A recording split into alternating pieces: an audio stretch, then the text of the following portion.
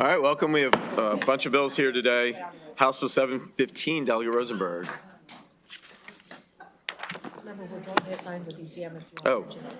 Vice Chair always reminds me we're jointly assigned with ECM. We have Delegate Queen. Delegate, good to see you all. Welcome. If you have questions, just let us know. We'll make space for you up at the table. All right.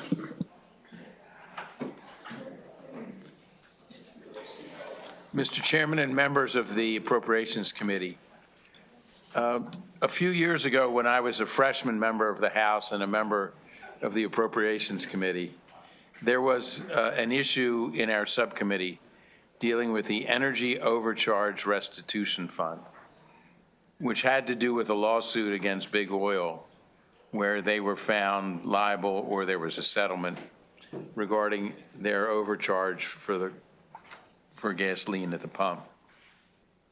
So that a decade or so later, when we were nearing resolution of the lawsuit, the state's lawsuit against Big Tobacco, I introduced legislation that created a separate restitution fund where the state's share of the any settlement would go to that fund to be used for activities that would prevent youth from beginning to smoke. We did something similar on opioids, and most recently, when Westminster Properties, which is owned by the Kushner family, reached a settlement with the state on a violation of the housing provision of the state's consumer protection law. That money goes towards something that this committee has also put money towards this session, legal representation for people facing eviction.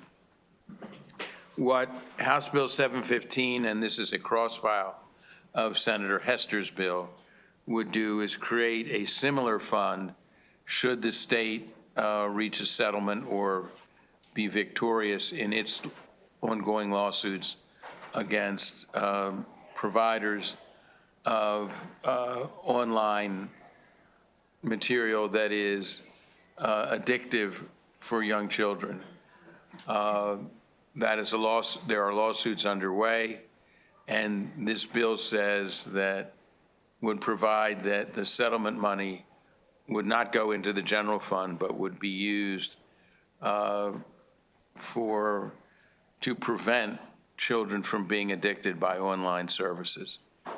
And that's what this bill would do. It is, the Senate cross-file we just checked has not been acted upon, but I would conclude by saying we have, well, 3 current instances of a restitution fund to do our best to ensure that any dollars accruing from a lawsuit be used to address the problem which prompted the lawsuit and not go to the general fund.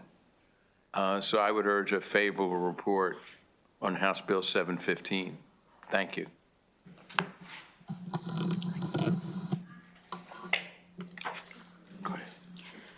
Good afternoon. My name is Christine McComas, and I'm the mother of Grace McComas, for whom Maryland's Grace's Law Against Cyberbullying is named. We lost our joyful and kind-hearted Grace to suicide on Easter Sunday of 2012 at the dawn of smartphone and social media availability. The research now shows that cyberbullying is an independent risk factor for depression and suicidality, and the trajectory of smartphone and social media adoption tracks very closely with the alarming decline in child mental health. The monies to be collected in this fund are desperately needed. I am a founding member of Parents SOS. We've all lost kids to different social media harms and worked together for change, including at the federal level for the Kids on Safety Act, now before Congress. We were on Capitol Hill in 2024 when Mark Zuckerberg and other big tech CEOs were called to account for their harm to children, and we were in Los Angeles last month as the first of the landmark social media addiction trials began. I hope you'll watch the link within my testimony for our vigil held on the courthouse steps, which was covered worldwide. Witnesses and documents in this trial make clear that executives at these companies were very aware of the harm being done by their product design, but repeatedly chose profit over safety. I'd like to suggest that the title of the fund be changed to Algorithmic Protection Fund to educate and widen the help offered. 2 laws have been made in Grace's name, but over the years, I've been shocked that Grace's Law 2.0 and its many protections have not been better known or used properly. There have been multiple cases where school admins, local police, and DJS have failed children and families in distress. For instance, through Grace's memorial page, I received a chilling call for help from a Maryland mom who'd been contacted by the Maryland Internet Crimes Against Children Task Force with the state police, which was also working with the National Center for Missing and Exploited Children, NCMEC. That this mom was told that her daughter was on XXX porn sites. Child sexual abuse material, or CSAM, was made using AI, taking her head from a family vacation photo as a preteen and attaching it to the body of another person that was featured on these XXX porn sites. Some of the men that were paying to use the website were also paying to supposedly interact with this girl in chat rooms, horribly lewd chat rooms. Shockingly, one of these men used reverse facial recognition to find this girl in real life and was trying to contact her. You can imagine how that was distressing and threw everyone into distress. An investigation found it was a high school classmate, well known to police, who was spoofing multiple girls across multiple sites, and he was using his smartphone during school hours to do so.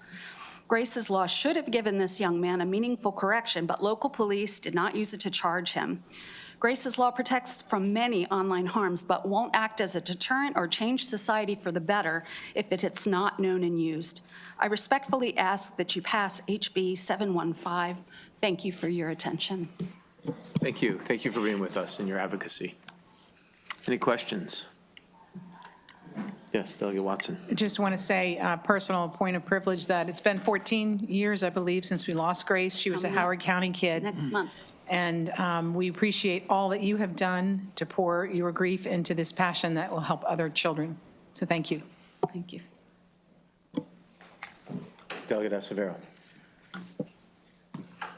Thank you, Mr. Chair, and thank you, Delegate Rosenberg, for bringing the bill consistent just with some previous bills you've introduced around cigarette restitution and so on. I think it's appropriately titled. Appreciate the suggestion around, just protection, because I think it really is about that. I'm just curious if, as part of all this action that's being taken with the decline in mental health of our youth, perhaps some of the funds that would come from these suits or action that are taken could be siphoned, could be directed, allocated towards more funding for our youth, and particularly, support for mental health. So appreciate you bringing the bill, and my hope is that, it would get there, because it's certainly, we're certainly seeing a decline and a problem that I'm quite certain is being contributed not just by social media, but by a lot of what the algorithm sort of develops for folks. So thank you, Delegate Rosenberg. Thank you. Okay, Delegate Smith. Thank you, Mr. Chair. First of all, I want to thank you, Delegate, for bringing this bill, and thank you, ma'am, for your testimony and your advocacy. I just know that there's a lot of data that is showing the harm, and we're very optimistic that we can prevail in some of the litigation pending. I actually do have a bill somewhat similar to this to figure out how we could perhaps contemplate using some of these resources for out-of-school time experiences. We want young people to maybe experience nature more, experience sports, experience art. There's so many things that young people could be doing other than using social media that could positively contribute to their mental health. And I just wonder about your thoughts about some of these ways that kind of promote positive mental health, not just reacting to degraded mental health. Well, the key to me is creating a separate fund so that any money that the state receives as a result of the lawsuit goes to attack the problems caused by these online sites. So I'm not wedded to my bill. It certainly can be your bill, Senator Hester's bill. The key is establishing a separate fund, and as part of establishing the funds, setting forth how the money can be used. Because we've learned over the years that you need to be more specific about how the money will be used in creating these restitution funds. Thank you, Mr. Chair. Thank you to my wonderful seatmate on the floor, Delegate Rosenberg, for leading on this effort. And thank you so much, ma'am, for being here today to uphold your daughter's incredible, her story and her legacy. You've been an amazing advocate, and really appreciate you being here. You referenced that there is existing litigation happening that you were able to join. Do we have a sense of sort of timeline of when we might expect a ruling on such litigation? Are you talking to me? Either one, yeah. Yes. Right now, what's happening in LA is actually a bellwether for thousands of cases. It's just the first of several bellwethers. That particular one is individuals, and it is supposed to wrap up by the 20th of this month, I believe. But the ones that include the AGs from dozens of states, and I think school systems, I think, is also in that group, I think are supposed to start in June, but I really don't know. I mean, it could go on for a long, long time, depending on even the verdicts. But I will tell you that what I know from being there and hearing more is that the discovery and the internal documents that are coming out make it very clear that Mark Zuckerberg, I mean, he stood and turned around and apologized to us when we were there on Capitol Hill in 2024, said things would change, but he also said that they didn't allow 13-year-olds and under on there. Documentation shows they not only knew millions were on there, but they were aiming at them to collect their data to sell for billions, aimed at 8 to 12-year-olds.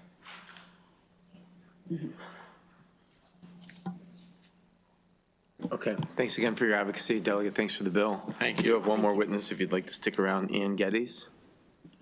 Ian, come on up, 2 minutes.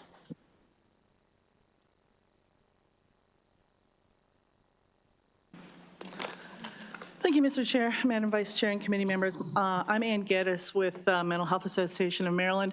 I'm here in support of House Bill 715 with an amendment. Increasingly, studies have shown that the use of social media, particularly social media that is designed to promote excessive use by using certain algorithms, is a contributing factor to the worsening mental health of children and youth that we all see. If it just makes sense that if Maryland receives any awards from the lawsuits against social media companies, those funds should go to support the mental health of Maryland's youth. We propose an amendment to House Bill 715 that any unspent funds from the Algorithmic Addiction Fund go to the Consortium on Coordinated Community Supports for School Behavioral Health Services.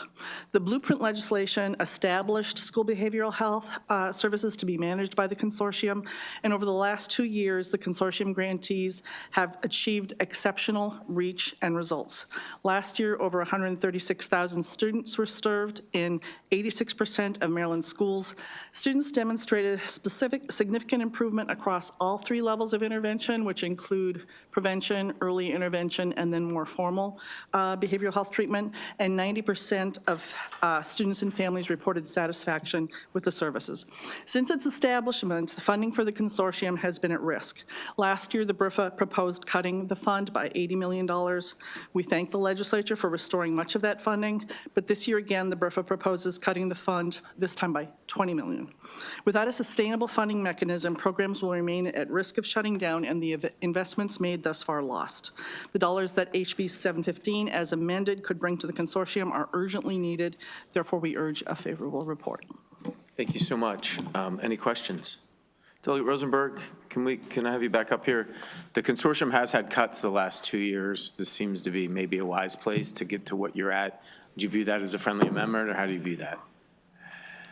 You need time to think about it. I'm not trying to put you on the spot. Well, my sense of the BRFA is if the decision is made that we need money from a certain source, the BRFA language would override whatever language would be put in this. We were not able to restore all the cuts last year to the consortium, though, unfortunately. So I don't think you can have a higher bar, perhaps, but you can't prohibit the BRFA from taking money from from some other fund. I don't think, unless it rises to a This would just be a funding source for the consortium itself, but we can talk more offline. Let me talk to you for a Okay. minute. Great. Any other questions? Okay, thanks for the bill. I was Delegate. conferring with the minority leader. I Sorry. understand, yeah. And he's here, Minority Leader. We call him Delegate Buckle in this committee, House Bill 953. Delegate Heimbaugh, are you up there with him? I see it's just two of you. Please come on up. And if you all have anyone here that you'd like to bring up, Kevin Canali is here if he wants to come Yeah, up. Mr. Canali, certainly. Sure. Yes, sir. Good afternoon, Mr. Chairman, members of the Appropriations Committee, Delegate Jason Buckle, and certainly accompanied by your committee colleague, Delegate Jim Heinebaugh, with House Bill 953. House Bill 953's origin is probably familiar to many of you. Last April, shortly after we adjourned from our 2025 session, our region of the state experienced a very significant one-day flash flooding episode. Most of the damage occurring in Allegheny County was in Delegate Heinbaugh's district. Some of it was in mine, and several communities. Luckily, no one was killed. The floods rose so high from the Georges Creek so quickly that an elementary school in a little town called Westernport was literally surrounded, and the children had to be swift boated out of school or else they would have drowned. The flood waters entered the school, quickly climbed to close to the second floor of the school, and they had to have swift boat rescue in order to get them out. The problem and the reason what the bill would do and to alleviate the problem is when we're not here, as the Budget Committee certainly well understands, we have limited ability to make changes and allocate funds within the budget. That tends to devolve to the governor, the Board of Public Works during the generally 9 months a year that we're not actively in session. This happened outside of that. We have the State Disaster Recovery Fund, which the legislature created a couple of years ago. It's a wonderful fund, but as the fiscal note suggests, there's generally less than $15 million. That's the Spending Affordability Committee recommendation for these disaster funds. Currently, there is less than $15 million available, and that's for anything that happens statewide. Flooding in Ellicott City, flooding in downtown Annapolis, things that occur in Ocean City, disasters that may occur of a natural nature in Baltimore City. $15 million wasn't going to cut it. The damages here were assessed at well in excess of $20 million just for some small towns in Western Maryland. And so what the bill would do is it would grant the flexibility to the governor having to be confirmed by the Board of Public Works. He couldn't do it unilaterally, but BPW would have to sign off. They could transfer a small amount of money out of the rainy day fund during the 9 months out of the year we're not here into the State Disaster Recovery Fund so that the money very quickly could be applied to help rebuild and renovate areas that have been damaged through these disasters. Thank goodness Governor Moore and I believe this committee and the General Assembly are putting $12 million in to repair, including $1 million for the Westernport Library, which was half destroyed in this event. We had mud. I walked through it with Governor Moore. I mean, the mud was up to your, past your knees in a library. So that $12 million is incredibly appreciated. It's going to go very far to helping these communities, and Delegate Heinebaugh can choose to talk about some of that. But the problem is it's going to be a year and a half too late. Not too late, but it's a year and a half. So these folks are sitting for probably a year and a half longer when you factor in the construction cost to actually try to get back to normal with their infrastructure, with their roads, with their sewage systems that were destroyed or severely damaged in the flood. This bill would enable us to move quicker and enable the state government to fill in those gaps quicker. I hope it never happens. I hope nobody else ever has to deal with this, but human experience suggests at some point in time, someone will. I don't think it'll be us. The bill won't apply to put money back into that Allegheny County disaster, but it could happen in any of your districts at any time, and we want to be there as a good partner to say, hey, we've seen this happen, and we have a suggestion about a way we could deal with it as quickly as possible. Thank you, Mr. Chair, Madam Vice Chair. And full disclosure here, I submitted a Bill 1189, which would take a different approach to solving the same problem. And that bill would have taken $5 million a year out of the tax that insurance providers pay. When they pay a 2% tax on the premiums they write. And so the bill I put in would have taken $5 million a year until we get to $20 million and cap it. That's the level recommended by DLS. Just real quick, what this experience taught me was that Maryland's going to have to find a way to be more self-reliant. We can't count on support from FEMA. We had total damages verified from FEMA of $33 million. Our request for assistance was disapproved, and the administration has said that states need to be take more of this on their own. And so we had people that went for months without hot water, without heat, without potable water, without washers and dryers and refrigerators. I mean, it was really sad. There's about $2 million in the fund currently, the State Disaster Recovery Fund. That's woefully inadequate. Allegheny County spent $8 million out of their fund, and this is from the second poorest county in the state by most measures of wealth.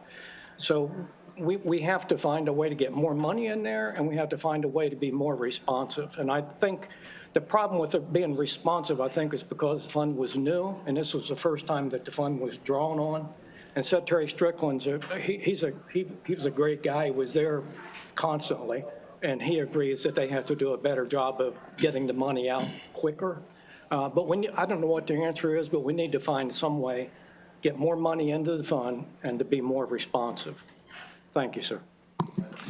Thank you, Mr. Chair and members of the committee. Kevin Cannella here on behalf of the Maryland Association of Counties in support of House Bill 953. You do have my written testimony. I echo the comments of the two delegates beside me. We're asking for help.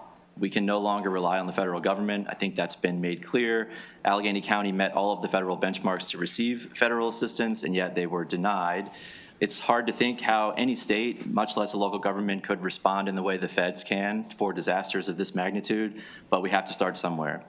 The county emergency managers in Mako a few years ago supported this bill. Delegate Jones had this bill in your committee, and we thank you very much for passing it to create the fund. But now we need to make sure that there's funds available that can get out quickly to help residents in need. So this is a great bill. We've also supported the other bill that was mentioned. Our emergency managers are looking for some help so that they have the certainty for our residents that they can get help out the door quickly, and I would ask for a favorable report. Thank you.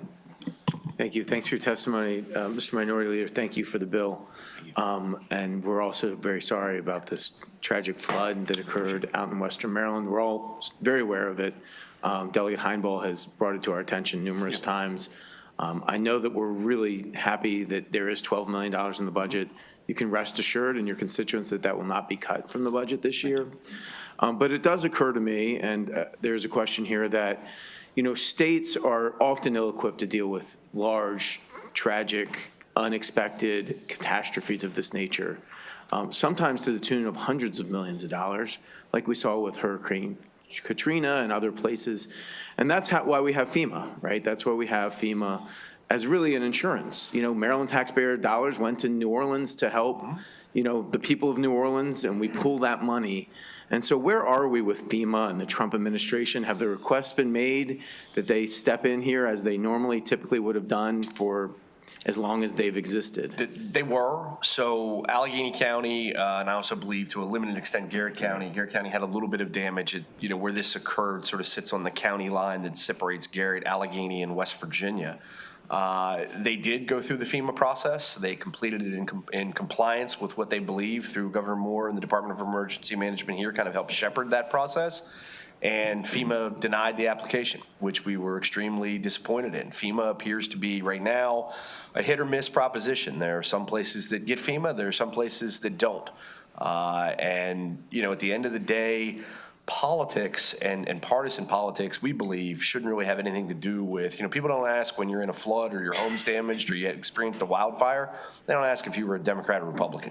They just say, you know, you're an American, you're a citizen, you have these losses. So I share your concern that FEMA's goal is not being met when you deny applications. And we unfortunately found out there's not much recourse with FEMA. So there's a one-step appeal process. So you submit your application, they deny the application, you can submit a written appeal, which was done here in coordination with the state and the counties, and then they just simply send you a letter back and say, no, thanks, we looked at your appeal, we're not doing it. There's no further recourse through a system, there's no administrative law judge you can go to. It's just basically a pretty open and shut decision. And I think in this case, the decision was made poorly. Yeah, and we agree with you. Partisan politics should play no role in this. I think that's represented. We're from different parties. You're a different party than the governor, but I think that's represented by the $12 million that is included in the budget. I think that's true. We often hear, you know, hey, it's very important we have this one Republican congressperson. Heard that a lot from you in the redistricting debate. I'm not sure if that was me, but yeah. Well, what is Andy Harris? The delegate from the Eastern Shore. Has Andy Harris come and offered his assistance for FEMA, with the FEMA, or earmark, or anything else for the great people of Western Maryland? To my knowledge, Congressman Harris was not directly involved. All of the state's delegation, U.S. senators and all members originally supported, I think through a letter or something, supported the original application. After the original application was denied, I'm not really sure that any of them, our congressperson is April Delaney. And so Congressman Delaney was very involved, I think, to be fair, in pushing for FEMA to grant those monies. But I'm not sure Congressman Harris, given the geographic distance, was directly involved or really had any too much input into what the final decision was. Well, yes, sir. I should mention also our appeal to the original disapproval. The appeal was disapproved. There was a similar event in West Virginia at about the same time, and they did get FEMA assistance. I think they got like $10 million. Yeah. Yeah. About an hour from where we live in the sort of the Sometimes shallow if it looks like a duck and it quacks like a duck and it walks like a duck, it's probably a duck. And I think we've been targeted by the Trump administration, and I think that's tragic and really a shame. And I know, look, there's nothing we can do as state legislators other than try to pony up where we can, and we're going to do that for the good people of Western Maryland. Thanks for your candor. And we appreciate that very much. And again, the goal of our bills, it's not putting money back into us. We hope this never happens again where we're from, but we do care about the whole state, and having seen this up close, the speed and the flexibility to get those. That's why, in my bill, I targeted the rainy day fund, because I know we have money there. We don't want to use it as a piggy bank and deplete its value. But when you really do have, this is the original rainy day. And when you have it, and then hopefully revenues are good next year, you can replace the monies as things go along. But we want that for the whole state to know there's a backstop there in case something like this happens again. Good. No, thank you. Sir, if I could, I just want to be clear. We're not criticizing the governor or the state. No, I don't The think governor we're was picking there that the up. day after the flood and brought his cabinet with him. I saw the Secretary of NBE, Secretary of DNR, Secretary of Emergency Management. He was there, and he followed up and continued to follow up with the mayors of those towns that had the most damage in the flood. So it's not, the intent was there, the effort was there, but the resources just Didn't have the financial Well, flexibility. Deli, you've done a great job advocating for your community on this Appropriations Committee, and I do think that we stand apart as Marylanders and that we do try to help every corner of this state where and when we can, when we see these tragedies, and remove partisanship on this committee and get the money out where it's needed. So we'll continue that tradition, I hope. Thanks for your leadership. Delegate Watson also has a question. I just wanted to say that, we experienced similar tragedy in my town. Yeah. And the state at that time wasn't able to really do anything to help us. But the federal government came through in a big way with FEMA. And my delegates and Senator Hester, we worked really hard at the state level to get programs funded that will help you going forward. So I hope that you're working really hard on flood mitigation for the future, because one thing we can't do is continue to pay these kinds of $12 million here and there because the flooding continues to happen. So the Comprehensive Flood Management Grant Program, which was defunct when the Ellicott City flood happened, is there, as well as revolving loan funds. And so MDEM and MDE, all of those agencies are well aware of how to help going forward, which I think is going to be just as important as getting this cleaned up. It will, and I can say that I think 5.5 million of the 12 million is specifically allocated for that, for stream mitigation, stream restoration, to go in and help ameliorate conditions that would cause this level of flooding again. If none of you've been, and I think the chair and others may have been to the area, it literally is an area trapped between two mountains with the headwaters of the Potomac River that runs through it. And when the waters come down very, very quickly, there's nowhere for it to go. And so they are working very hard to use the programs you talked about and some of the money that's in this budget so that it doesn't happen. There was a flood in Westernport 30-some years ago. As you experience in Ellicott City, you get the 500-year flood back-to-back years. That's a statistical anomaly, but it does happen. But they are working hard, not just to fix up buildings, but also to do things to mitigate the future risk. Great. And the last thing I'll say, Mr. Chair, is that if you haven't already, I would highly recommend that you meet with the people in Howard County that are putting together the Ellicott City Safe and Sound Plan. There's a website, but it is very involved from what happens after every single rainstorm. to the projects that are in the ground. They're full of information, and they've done a lot of this already, and I would highly recommend that you all connect. We'll be happy to pass that to Allegheny County's people, and they can glean some information from that may be helpful. I appreciate it.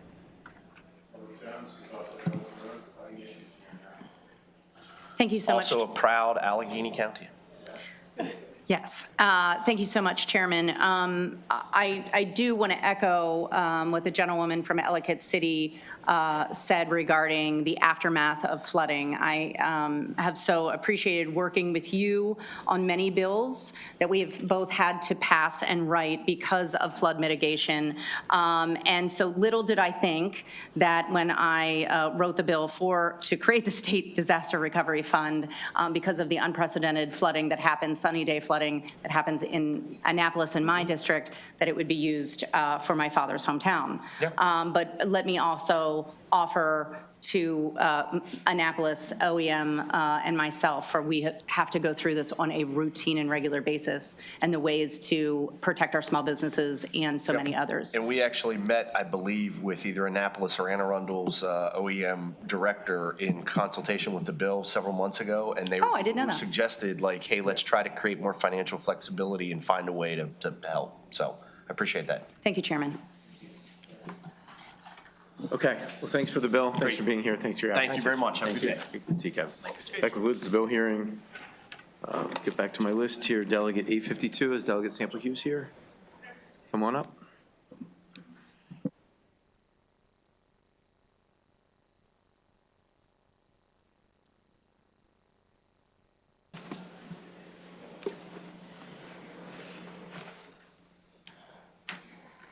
All right.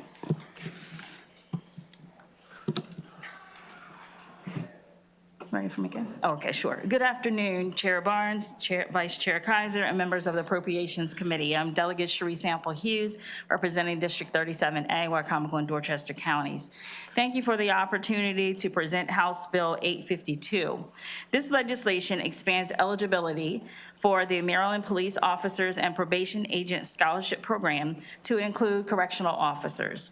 These men and women play a critical role in our public safety system, yet they are often overlooked when it comes to educational opportunities and professional development. Correctional officers work in challenging environments every day. They manage complex populations, maintain safety within our facilities, and are essential to the rehabilitation and reentry process. Providing access to educational support recognizes their service and helps strengthen the professional development of the workforce. I often reflect on graduation day from the academy and remember the glow on all of the faces of those who had really stepped up to the plate and said, hey, I'm gonna do this, I'm gonna be a correctional officer. But yet I also yearn for the time to see them excel even more if they so choose to do so. For 7 years, I had the distinct honor on serving on the Governor's Office Correctional Standards Commission. And for those years, I served as the vice chair. And I witnessed firsthand how our correctional officers across the entire state worked tirelessly to meet those audit standards because they took time to educate themselves on those standards to make sure that their entity, their facility was top-notch so they could meet those audit standards. This bill simply ensures that correctional officers are treated equitably alongside other public safety professionals who already qualify for the scholarship program. By allowing them to pursue higher education, we invest in a more skilled workforce, improve retention, and support individuals who are committed to public service.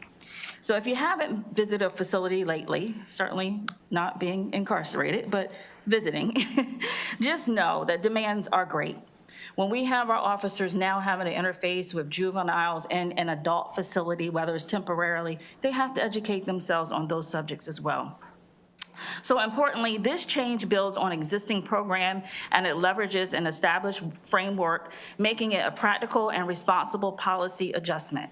I know we're struggling with fiscal challenges, but at least putting them in the lineup of being eligible to receive a scholarship if they so choose to. So House Bill 852 is about fairness, workforce development, and recognizing the important role correctional officers play in Maryland's public safety system. I respectfully ask a favorable report on House Bill 852. Thank you. Yes. Thank you, Delegate Sample Hughes. Thank you, Chair Barnes, Vice Chair Kaiser, and committee members for allowing me the opportunity to testify on this important legislation, House Bill 852. For the record, my name is Shai-Tina Drummond. I'm the Assistant Warden at the Worcester County Jail in Snow Hill, Maryland, and I'm also a member of the Maryland Correctional Administrators Association. Today, I want to talk about a crucial opportunity to enhance the support for our Maryland correctional officers. Currently, we have a scholarship program that supports our Maryland probation agents and police officers, but correctional officers who play a vital role in public safety are not included. This legislation is essential because it aims to bridge that gap and foster a more unified public safety community. Education is key to managing our correctional facilities effectively. By providing tuition reimbursement for correctional officers, we enable their professional growth, which enhances public trust. Investing in their education boosts job satisfaction, morale, and retention rates, while attracting new hires for our facilities. Moreover, recognizing and investing in the education of our correctional officers shows that their work is valued. A well-educated workforce leads to safer communities with reduced recidivism, benefiting our neighborhoods.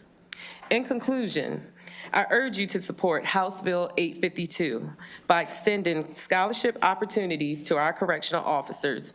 We honor their critical role in public safety and work together to create a more educated and effective correctional workforce.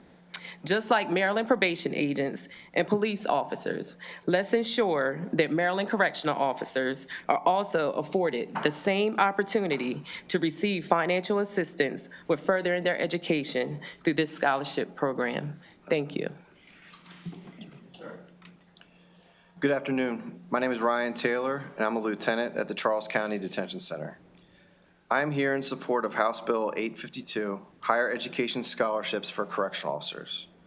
Adding correctional officers to this existing bill, which already includes police officers and probation agents, would provide a magnificent opportunity for us.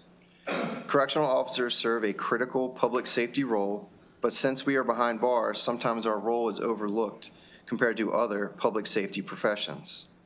Including us in this bill sends a clear message that the state values the work we do every day in helping to keep our communities safe.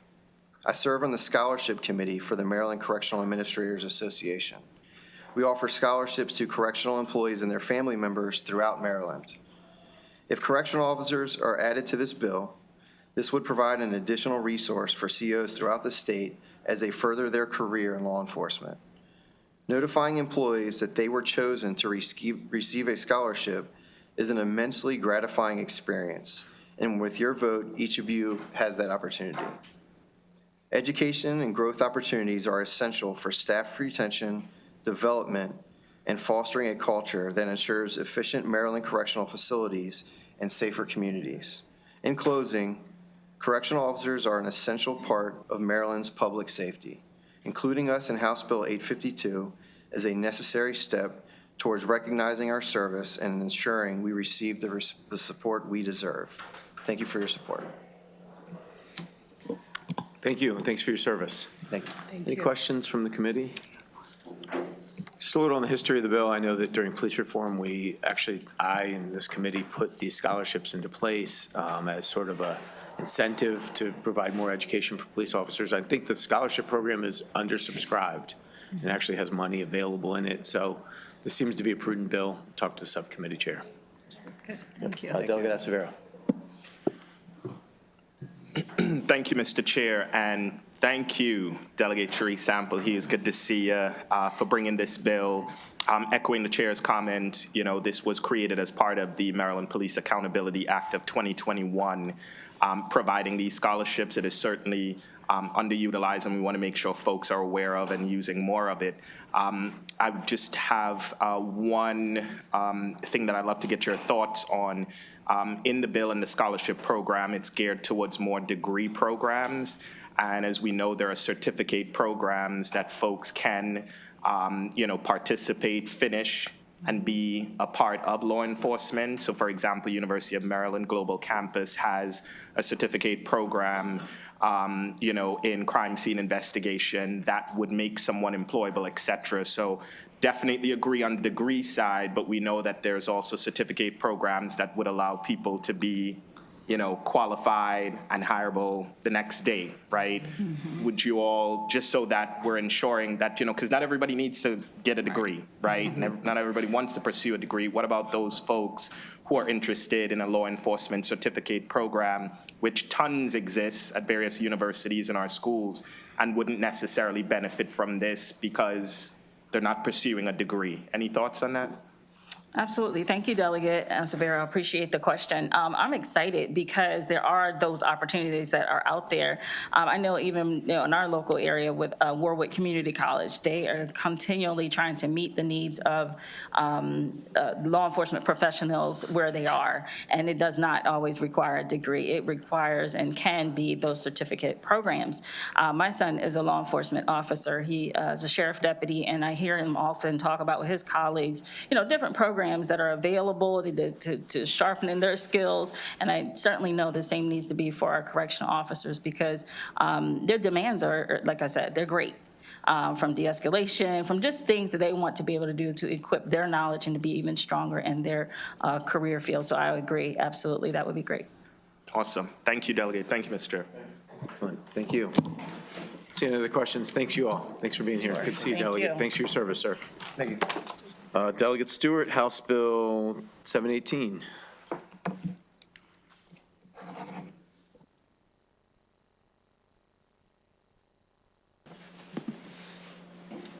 Good afternoon, Mr. Chair, members of the Appropriation Committee. For the record, my name is Vaughn Stewart. This is House Bill 718. This bill is about a $40 million a year problem in the state of Maryland, which is that our state employees are getting too much spam email. So the federal government and a number of other states implement much more rigorous enforcement mechanisms to keep spam email out of our state, out of public employees' inboxes. Maryland does a good job, as good of a job as they can to try to do the same for our state employees in Maryland. But unfortunately, they're limited by something really simple, which is that the Maryland General Assembly has never passed into statute any type of legal foundation for them to restrict spam email going into state workers' inboxes. And that's a problem because spam email intersects with the First Amendment in a problematic way. So what this bill does is, for the first time, it says pretty simply that state email is state business and that state emails are not public fora. And by passing this into law, we will give DoIT, our state agency, the legal foundation it needs to be tougher on spam email so that our state workers can spend less time sifting through junk in their email and more time doing the work that taxpayers are paying their salaries to do. So with that, and I'll also just note, Mr. Chair, that this bill passed unanimously out of EEE over in the Senate, and it's now sailed through second reader. It'll be on the floor tomorrow, I think, for third reader, where I expect it to do quite well. So I urge a favorable report.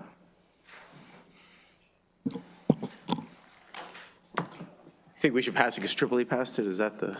Mr. Chair, I'm on the record I don't know if that helps yesterday saying that I would be, if you guys wanted to abolish the Senate of Maryland, I would be in favor. You did go on record. I did say on the, I did say that on the record. That's a plus So back in your. Mr. Chair, I know that you are not persuaded by EEE, but I just don't know if there are any EEE sensitive members of your committee. Fair enough. So I want to make sure I'm appealing to everyone.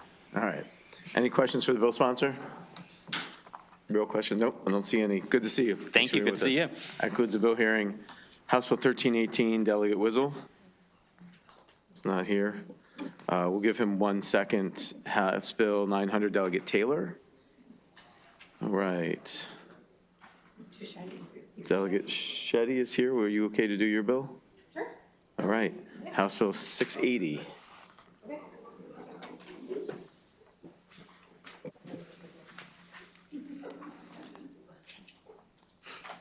Is that his name? What's his name? Wiesel? Weibel.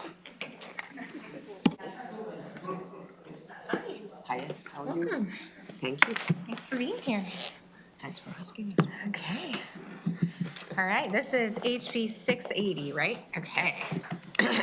Hi, Hi, Chair Barnes and Vice Chair Kaiser and esteemed members of the absolute best committee in the General Assembly, the House Appropriations Committee. For the record, my name is Emily Shetty. Thank you for allowing me the opportunity to provide testimony in support of HB 680, a bill that would provide a nominal increase in grant funding from the Children's Cabinet to county-level local management boards. So as we all know, we are seeing a huge increase in the amount of need in our communities across the state. We're seeing rising rates of food insecurity, reduced affordability in housing, healthcare, and energy. And while we're doing a lot on the policy side to address each of these issues, there are still many in our state that are losing access to crucial social safety nets. This puts pressure on families and rids children and youth of the stability, the resources, and opportunities that they deserve. We are doing so much, we can and are doing so much in Annapolis with programs to reach those in need. But solutions for issues like entrenched poverty, youth violence, precarious family situations, and lack of economic opportunity are really complex. They're multifaceted, they're highly context-specific. And the solutions to improve the well-being of kids in Western Maryland might be very different from those needed in Baltimore City or in my county or the Eastern Shore. Since the 1990s, LMBs in 23 counties and the city of Baltimore have been serving an important role as county-level coordination mechanisms. They work across service providers and sectors. This coordination creates an opportunity for strategic and balanced responses in line with the priorities of the Governor's Office for Children and the Enough Initiative. Uniquely, though, LMBs also work directly with community-based organizations and the community members themselves to ensure that responses are driven by the specific needs and mix of resources in the community. LMBs are directly funded through grants from the Children's Cabinet Interagency Fund. These grants are budgeted at $20.5 million in FY27, which is flat funded from FY26, and it's actually less than half of the $47 million in funding that LMBs received nearly a decade ago. This is despite an undeniable rise in need in the intervening years. HB 680, the Children's Cabinet Fund renaming and funding for grants to local management boards, formalizes a name change the administration has already adopted from the Children's Cabinet Fund to the Children's Cabinet Interagency Fund. More importantly, it seeks $3 million in increased grant funding for LMBs in FY28, $2 million each year after until 2031. With this $9 million in additional funding total, LMBs would still be funded at only 2/3 of the level they were a decade ago, but they would still be in far better shape than they are today. LMBs are strategic, they prevent duplication of efforts, and they leverage resources. Overall, they play an important and often overlooked role in improving the well-being of Maryland's children, youth, and families. Thank you for the committee's consideration, and I respectfully request a favorable report on HB 680. Thank you. Thank you. Good afternoon, Delegate Barnes, all delegates. I'm delighted to be here. My name's Pam Brown. I am the Executive Director of the Local Management Board in Anne Arundel County. We're called the Partnership for Children, Youth and Families, and I'm also the Legislative Chair of the Maryland Association of Local Management Boards. Everything Delegate Shetty said is absolutely right. Local management boards were created 30 years ago by legislators, by this body, as a response to the system of health and human services and its fractured nature. The idea is and was to be the neutral convener, the agency that pulls everybody together, the agency that works with all of the other agencies and residents to do a needs assessment, to figure out where the gaps in services are, and then work to create a plan that can go into effect to really make sure that work is done well and not duplicated. We are a really good deal, if you want a good deal. For every penny you give us, every dollar you give us, we bring you $3 back. The other thing we do is apply for grants, meld funds, pull together resources. We do everything with almost nothing. As the delegate has already said, we had $47 million in 2012. And remember, this is between 24 local management boards. We have been trying to get up just a little bit. We haven't been trying to get back to 47, but we've asked in every way to have an improvement in that part, not for us, but for the children and families who are vulnerable in each local community. And now we're here asking you. This probably isn't the best time to be asking for money in Maryland, but we feel like we have no choice, and the children and families we serve in each of your counties really deserve it. Local management boards are unique to Maryland. Long may they reign. They are a beautiful thing, and I hope you support this bill. Thank you very much. Hi, good afternoon. Thank you for having us. My name is Rosemary Ramsey Granillo. I am the director of the Local Management Board in Kent County, Maryland, on the Eastern Shore. Again, everything that Pam just said, but I want to just speak to the outsized importance that passing this bill would have on rural local management boards like mine. We oftentimes are funding our programs at a level to ensure that they're compliant with evidence-based practices. You know, if you have a home visitor, you need a clinical supervisor and you need a program director. We've sacrificed some of that in our own offices to just try and get our programs to be sustained. We know that if we just had a little bit more funding, a little bit more resources, we could play an even stronger backbone role in our communities, especially in places like mine, where we don't have an Office of Community Services. We're wearing lots of different hats to make sure that resources are reaching our families and our partners know that we are there for them, and we're the first call when they're in a pinch or when they're trying to solve a problem. And so with a little bit more capacity, we could be even more effective. Thank you. Thank you. Okay. Thank you. Thanks for your testimony. Thank you all for being with us. Any questions for the bill sponsor or the panel? Okay. Thank you so much. Thanks for being here. And thank you for going out of order. Yep. I don't think we have any other witnesses on this bill. Kevin Canale is actually here on the bill. Kevin, if I ever miss you, just come on up. You're like family here, especially now that you don't oppose all our bills anymore. Thank you, Mr. Chairman. Another support from me today, so that's a good thing. Kevin Canale here on behalf of the Maryland Association of Counties in strong support of this bill. I couldn't do a better job than the advocates on the sponsor panel did. Very appreciative to Delegate Shetty for the bill, and me too. Thank you. Good testimony. Any questions for Kevin? All right. Have a good day, sir. Delegate Simpson? There you are. Great. We're looking for bill sponsors. 768.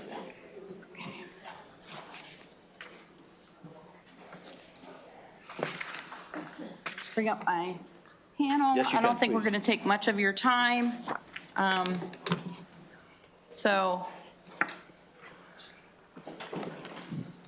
Go ahead. Welcome. thank you, Chair Barnes and Vice Chair Kaiser, and my favorite committee, Appropriations, that gives us all money, which can't get better than that, right? House Bill 768, this is benefits for children in care. This is going to strengthen the protections for children in Maryland's care, and we want to make sure that we are providing them the benefits and those benefits are being used to support them. And today is Foster Care Day in Annapolis, so how much more appropriate to talk about that at this point in time? So to be clear, I did on my written testimony share with you the amendments, because we want this favorable with amendments. There is one additional amendment that gets it under that $100,000 mark, which is great. It's going to delay the implementation a little while. And then you can also see the other changes, which is basically that the child's benefits are not going to be used to reimburse the state for costs of their care. Those benefits are going to be conserved or held for them in the child's best interest for the child when they reach adulthood and leave care so that they can support themselves.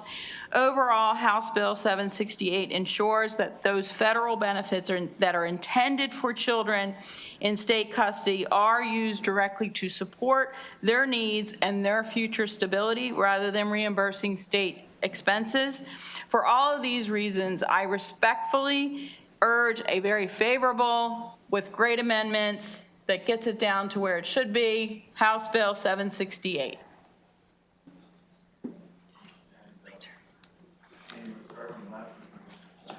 Good afternoon.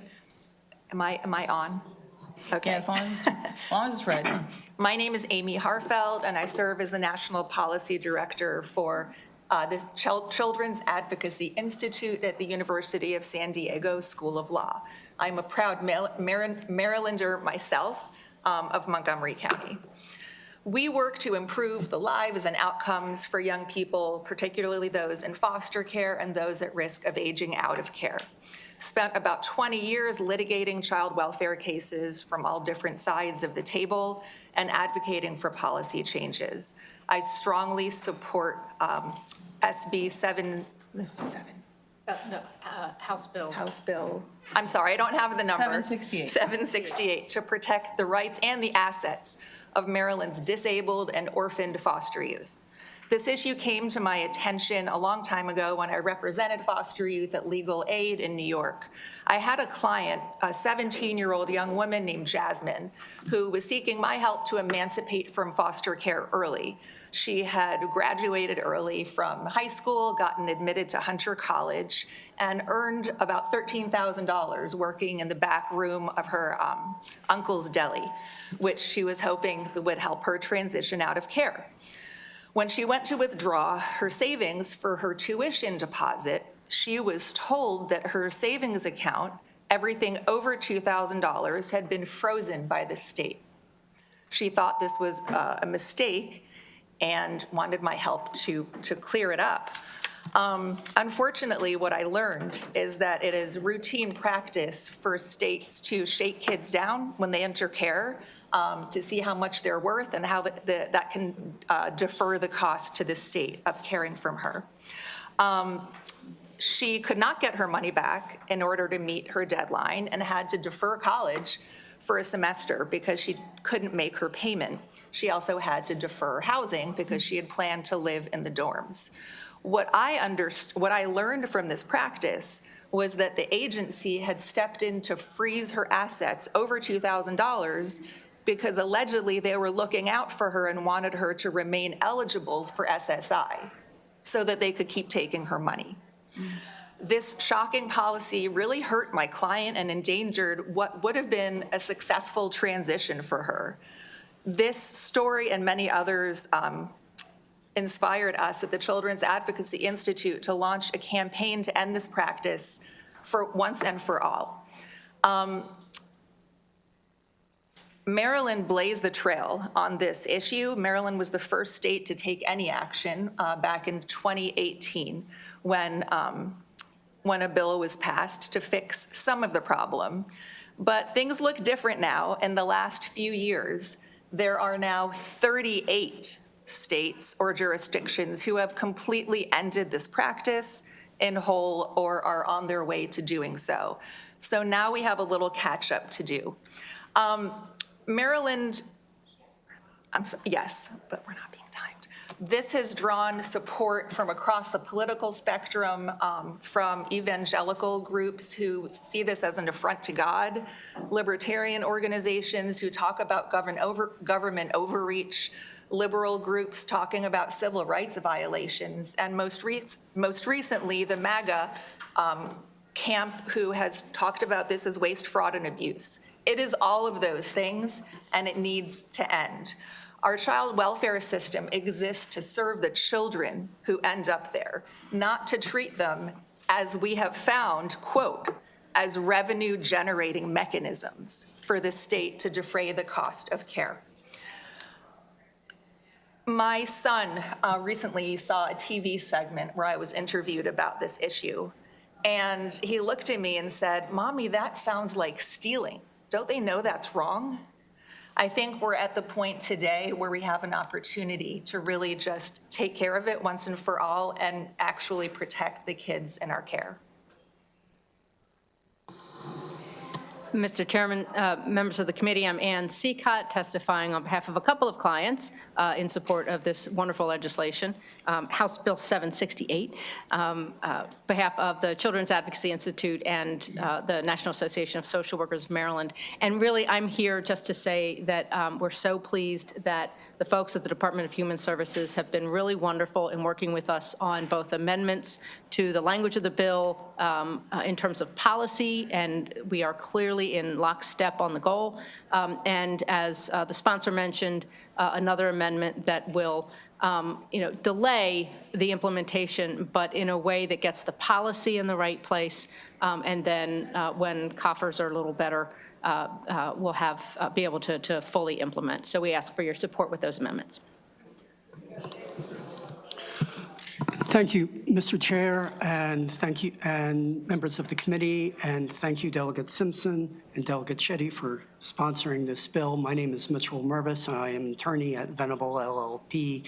I wear a number of hats that are relevant here. I represent all of the Baltimore City foster children in the LJ versus Masenga class action that's been pending for decades.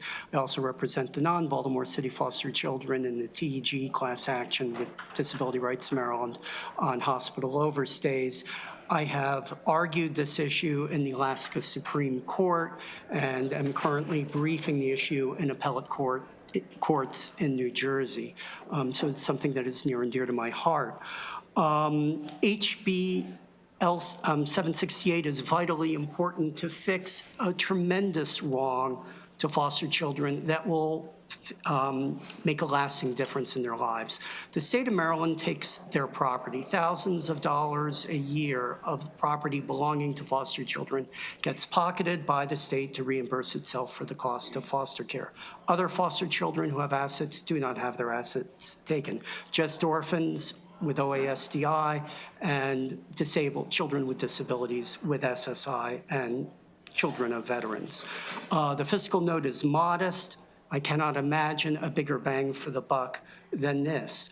But don't take my word for it on the immorality of this. The current Trump administration has said point blank that the practice is, quote, morally corrupt and morally shocking. That's not my words. That's the federal government saying to states that they should stop the practice. We have another problem here in Maryland of unclean hands.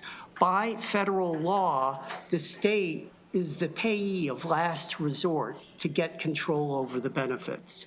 Relatives, trusted loved ones, parents have higher priority. Thank you. Yet, thank you, sir. okay. Thank you. Good afternoon, Chair and committee members. My name is Zara Pollack. I'm a master's student at the University of Maryland School of Social Work, and I'm here on behalf of Social Work Advocates for Social Change. As social workers, we see the myriad ways the foster care system is broken. And while we can't fix everything this session, one tangible policy change we can make that would improve outcomes for foster youth is passing this bill. It will have direct and positive impact. The youth who receive federally entitled benefits have been deemed disabled or have a deceased parent, making them particularly vulnerable. Not only will passing this bill better prepare these vulnerable children to transition out of the foster care system, it will also improve their quality of life while in the system. Their federally entitled benefits are meant to support and enhance their lives. These benefits should not be used to reimburse the state of Maryland for services they are required to provide to the youth in their custody. These youth deserve access to full and happy lives, which include things that go beyond basic needs. These funds are meant to contribute to overall well-being, and we need to use them as intended. I encourage you to improve the lives of Maryland's foster youth. I urge a favorable report on this bill, and thank you for your time today. Thank you all very much. Are there any questions? Delegate Shetty. Thank you, Madam Vice Chair. I appreciate it. Thank you, Delegate Simpson, for leading on this effort and for working with the department to come to some very reasonable amendments to bring the fiscal note down. I just want some quick yes or no questions just to kind of elaborate a little bit what's at stake, if that's okay, Madam Bill Sponsor. So isn't it the case that the foster youth in question, they're receiving SSI benefits, right? That's correct. Okay. And this will increase them. Just yes or no. And the current practice is that the state is holding it for them. Okay, I see some head nods, great. And some of the state funds are being held and not being given to the kids to essentially compensate the state for caring for these children. Correct. Okay, and what this bill will do when amended is it will ensure that the children who are receiving SSI benefits are able to get the benefits that belong to them. Correct. Okay, and my last question is, who's eligible for SSI benefits? Who are we talking about? People who are maybe orphaned and or disabled? Right. Right, so we're Disabled, talking. orphan. Right, we're talking about children who are orphans or disabled, and the state for years has been maintaining the funds to help reimburse the state for covering costs for the care. This would ensure that these disabled and or orphan children are able to get the funds they need. That's what this bill does. Correct. Thank you, appreciate it, appreciate your work. Thank you, Delegate Shetty. That was very informational.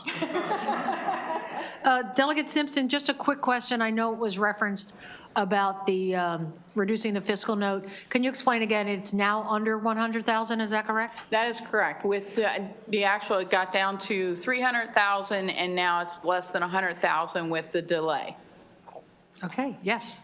All right, excellent. Thank you. Any other questions? If not, thank you, Delegate Simpson. Thank you to your panel. Thank you for each of you for showing up today and joining us. We have 3 more people signed up to testify.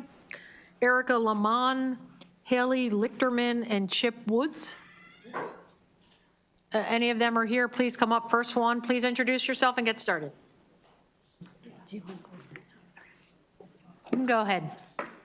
Good afternoon, Madam Vice Chair and members of the committee. My name is Haley Lichterman. I'm the Deputy Chief for the Parental Defense Division at the Maryland Office of the Public Defender. We also support House Bill 768 for all the reasons that were already said.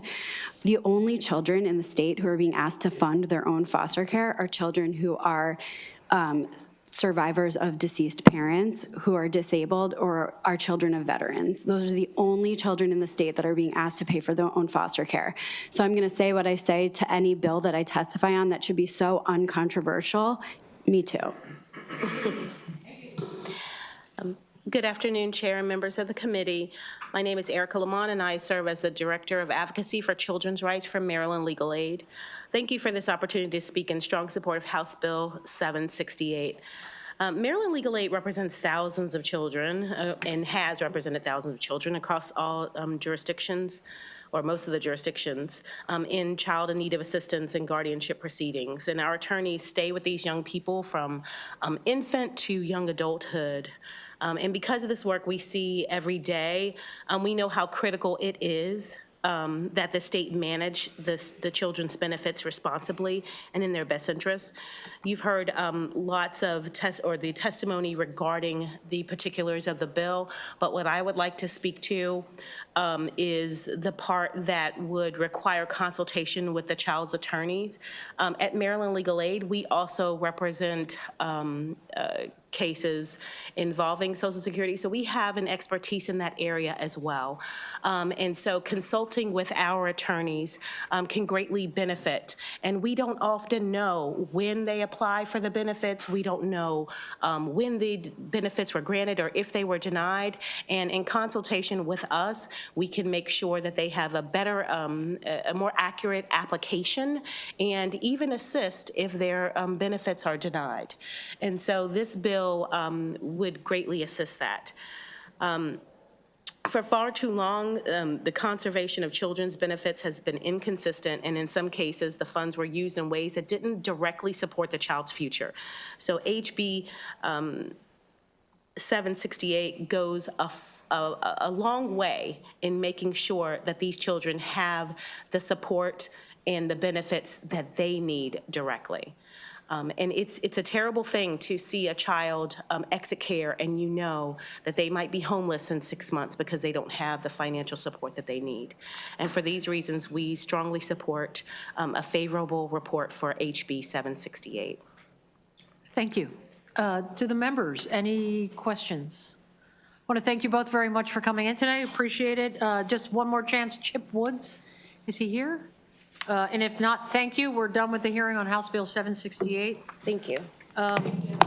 Delegate Weigel, Delegate Taylor, I see you, but Delegate Weigel has no witnesses, so he's going to take his bill, and then we'll take both of yours.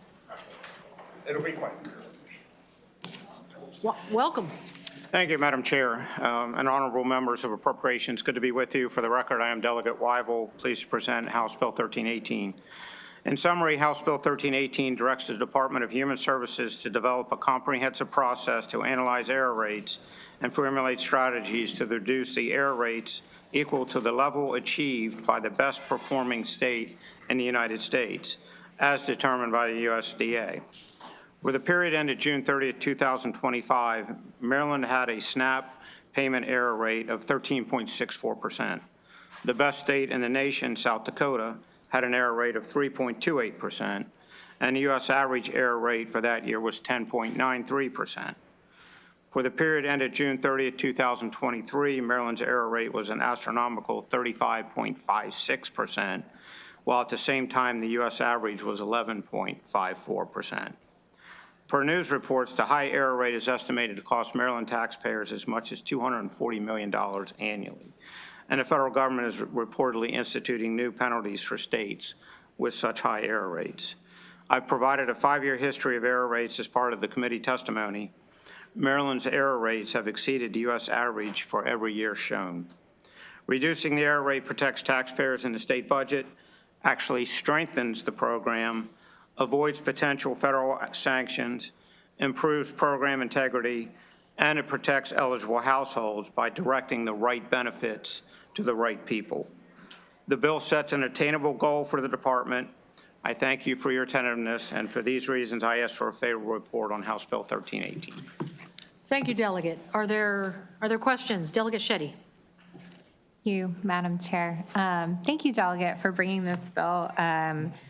As you know, HR 1 put in some really, really stringent provisions on states across the country related to SNAP error rates, and complying with that is a really big challenge for every state. It's been a bipartisan priority of the National Governors Association and NCSL to try and address this.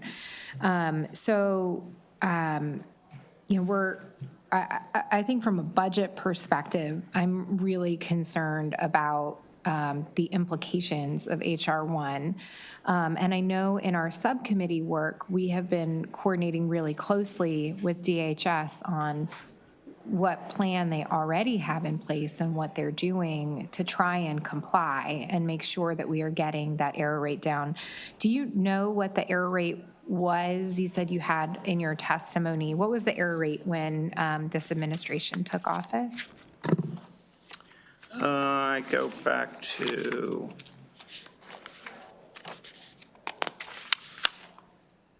for some reason 2020 and 21 the data is not available, but in 2019 the error rate was 8.43%. Yeah, immediately after COVID, it was 35%. Correct. 35%. And so the administration has brought it down significantly since then. We're currently at 13.64 because we are looking at the most current fiscal year data available is FY24. Have you spoken with DHS about what their current plan is or if they have a plan in place? I have not. Okay. So what your bill does is it would require them to have a plan in place to address error rates? It basically sets a goal for them. However they get to that goal is up to them to develop. Okay. So sets a goal of complying with HR 1. Well, it sets a goal to attain the error rate of the best state in the nation. Of the best, and is there any penalty associated outside of what HR 1 implements on the state? No. Okay, so it's set a goal of the best of the state and then also establish, I'm assuming, some sort of path to get to the goal? It's up to them to develop that path. Okay, got it. Okay, and without having had a conversation with them yet about what the current plan is, or if they have a plan, would you be satisfied if we were able to confirm that there is a plan in place, or you want this sort of codified, that there is a plan and that the goal is best error rate in the nation? Yeah, what my goal of this bill is to kind of implement best practices. We don't have to reinvent the wheel. Sure. There are states out there that do much better than what Maryland does, and it's Yeah. simply looking at those states, directs them to look at those states and see if there's something that we're missing that they're implementing that we could implement in Maryland. Got it. Okay. Okay. Thank you. I really appreciate the clarification of the intent of the bill. After having several budget discussions with DHS, I'm pretty confident they do have a plan in place to address this. This is something that is of extreme concern to our entire state because we're looking at a potential, shift in benefit costs for FY28 of up to $1.28 billion, which is something that is almost unimaginable. And so, I know that this has been a big priority of the administration, and I'm excited to continue to work with them in this committee to fulfill that. Thank you. Yep, thank you. Thank you, Delegate. Any other questions for Delegate Weibel? If not, thank you, Delegate. Thank Good you all. seeing you today. Take You care. too. Delegate Taylor? You have two bills. Which do you want to take first, 900 or 919? At 900. All right. Go ahead. Thank you. Hey, how are you? Good afternoon, Chair Kaiser and members of the Appropriations Committee. For the record, I'm Delegate Kim Taylor, representing Prince George's County's District 23. House Bill 900 is one bill of four that make up a suite of Black Caucus priority bills that address appraisal bias. This legislation seeks to expand the eligibility and permitted use of Maryland's legislative and senatorial scholarship programs to support students pursuing careers in the real estate appraisal industry. As economic shifts and housing market challenges persist, the demand for qualified real estate appraisers continues to grow. Accurate appraisals ensure fair property valuations, protect homeowners from predatory policies, and contribute to a stable housing market. However, the pathway to certification is often costly and inaccessible to Marylanders, especially for individuals from underrepresented communities. House Bill 900 addresses this issue by allowing recipients of senatorial and delegate scholarships to use their awards towards appraisal licensure course requirements, whether they are seeking a degree or not. Students could also use the scholarships toward costs relative to simulation options offered under the Practical Applications of Real Estate Appraisal, or PREA program, which was authorized by the Maryland General Assembly a few years ago. This expansion aligns with recommendations from the Task Force on Property Appraisal and Valuation Equity, which emphasized the need for financial assistance to increase diversity in the field. In the interim, or over the interim, I've met with the MHEC secretary and his team, members of the Maryland Association of Community Colleges, representatives from the Appraisal Institute, and our team has worked together on this entire idea and hope to create a pipeline of funding and training for aspiring appraisers. Ultimately, this Black Caucus legislation will expand access to training, reduce financial barriers, and help create a stronger and more diverse pipeline of licensed appraisers who better reflect the communities they serve. For these reasons, I respectfully urge a favorable report. Thank you. Thank you, Delegate, and both your panelists. Thank you. Good afternoon, Chair. Good afternoon, committee members. I am Karen King-Sheridan, Director of Workforce Need at the Maryland Higher Education Commission. I am here today to testify in strong support of House Bill 900 on behalf of the unified support of our entire agency. We would like to thank Delegate Taylor for her leadership and vision Her commitment to this issue reflects a deep understanding of both workforce need and housing equity. House Bill 900 is not simply about increasing the number of licensed appraisers. This bill is about housing equity. A diverse and well-prepared appraiser workforce helps ensure that Maryland homeowners receive fair, accurate, and unbiased property valuations, which is an essential foundation for generational wealth.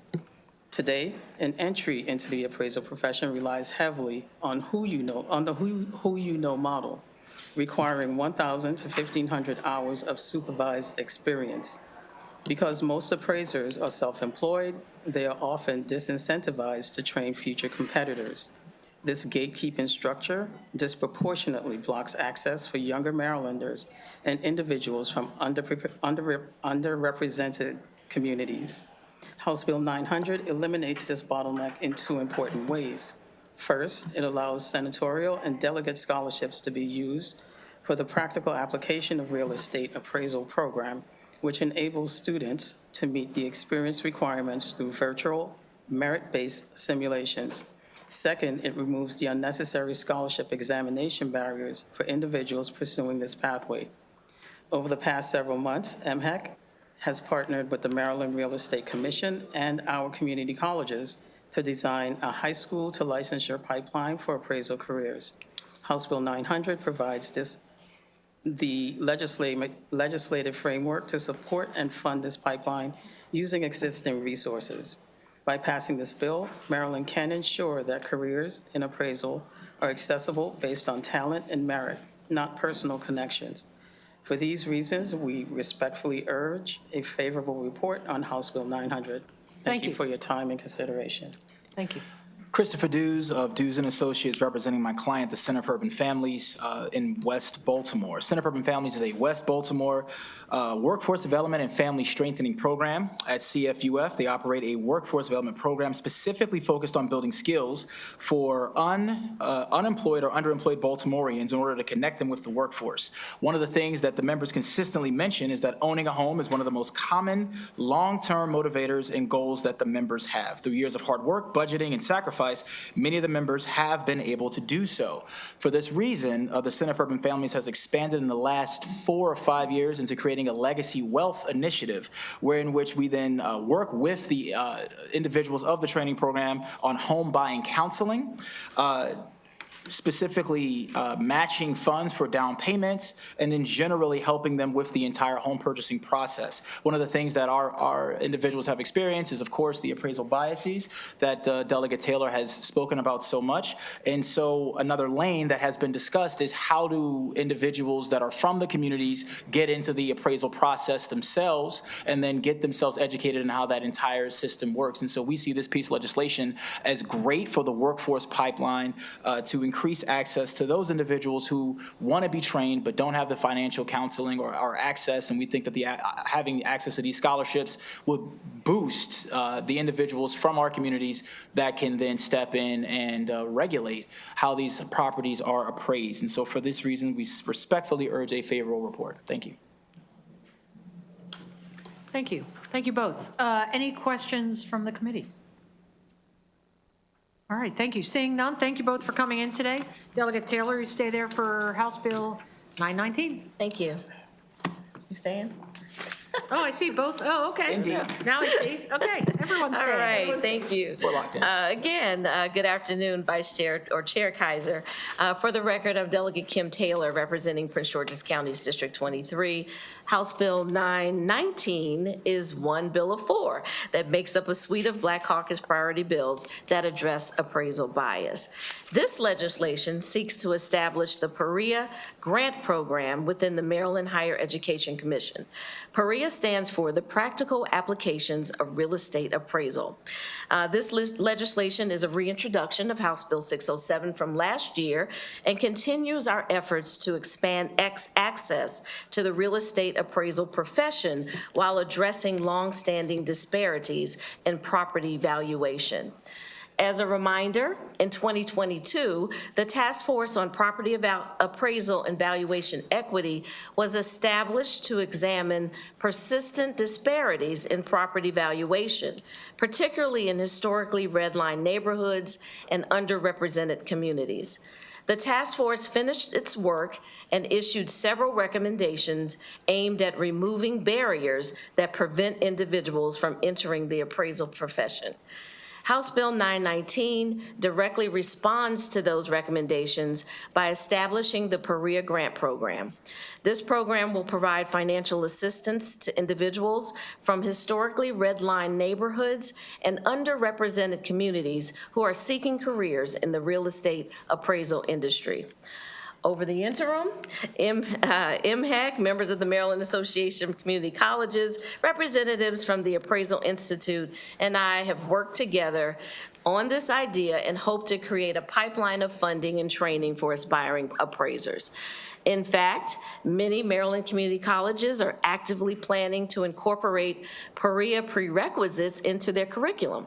The Maryland Higher Education Commission will create and administer the grant program, and ultimately, this Black Caucus priority legislation will expand access to training, reduce financial barriers, and help create a stronger and more diverse pipeline of licensed appraisers who better reflect the communities they serve. For these reasons, I respectfully urge a favorable report for House Bill 919. Thank you, I will go first this time. So Christopher Dews again, representing the Center for Urban Families. Again, we have a legacy wealth initiative that is designed to support individuals, specifically in Baltimore City, that are trying to buy a home. We believe strongly that if this grant program were in effect, you would have an increased pipeline of individuals who are from the communities, who are in the appraisal field, who will value the homes in a way that certain biased individuals would not value them under the current amount of individuals that are currently in this field. And so we would love to see funding so we can train people in this as well. And for those reasons, we respectfully urge a favorable report. Thank you. I'm here for technical support. Okay. Excellent. Any questions? All right. Thank you so much. Good to see you, Delegate. Thank you. All right, let's now move to House Bill 860. Delegate Shetty, can we call your bill? 671. 671, I'm sorry. Do we already do this?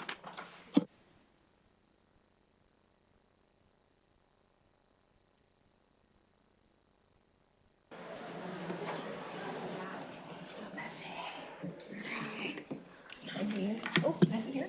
Oh, I'm sorry, where would you like to sit? You want to sit there? Okay, great. Okay.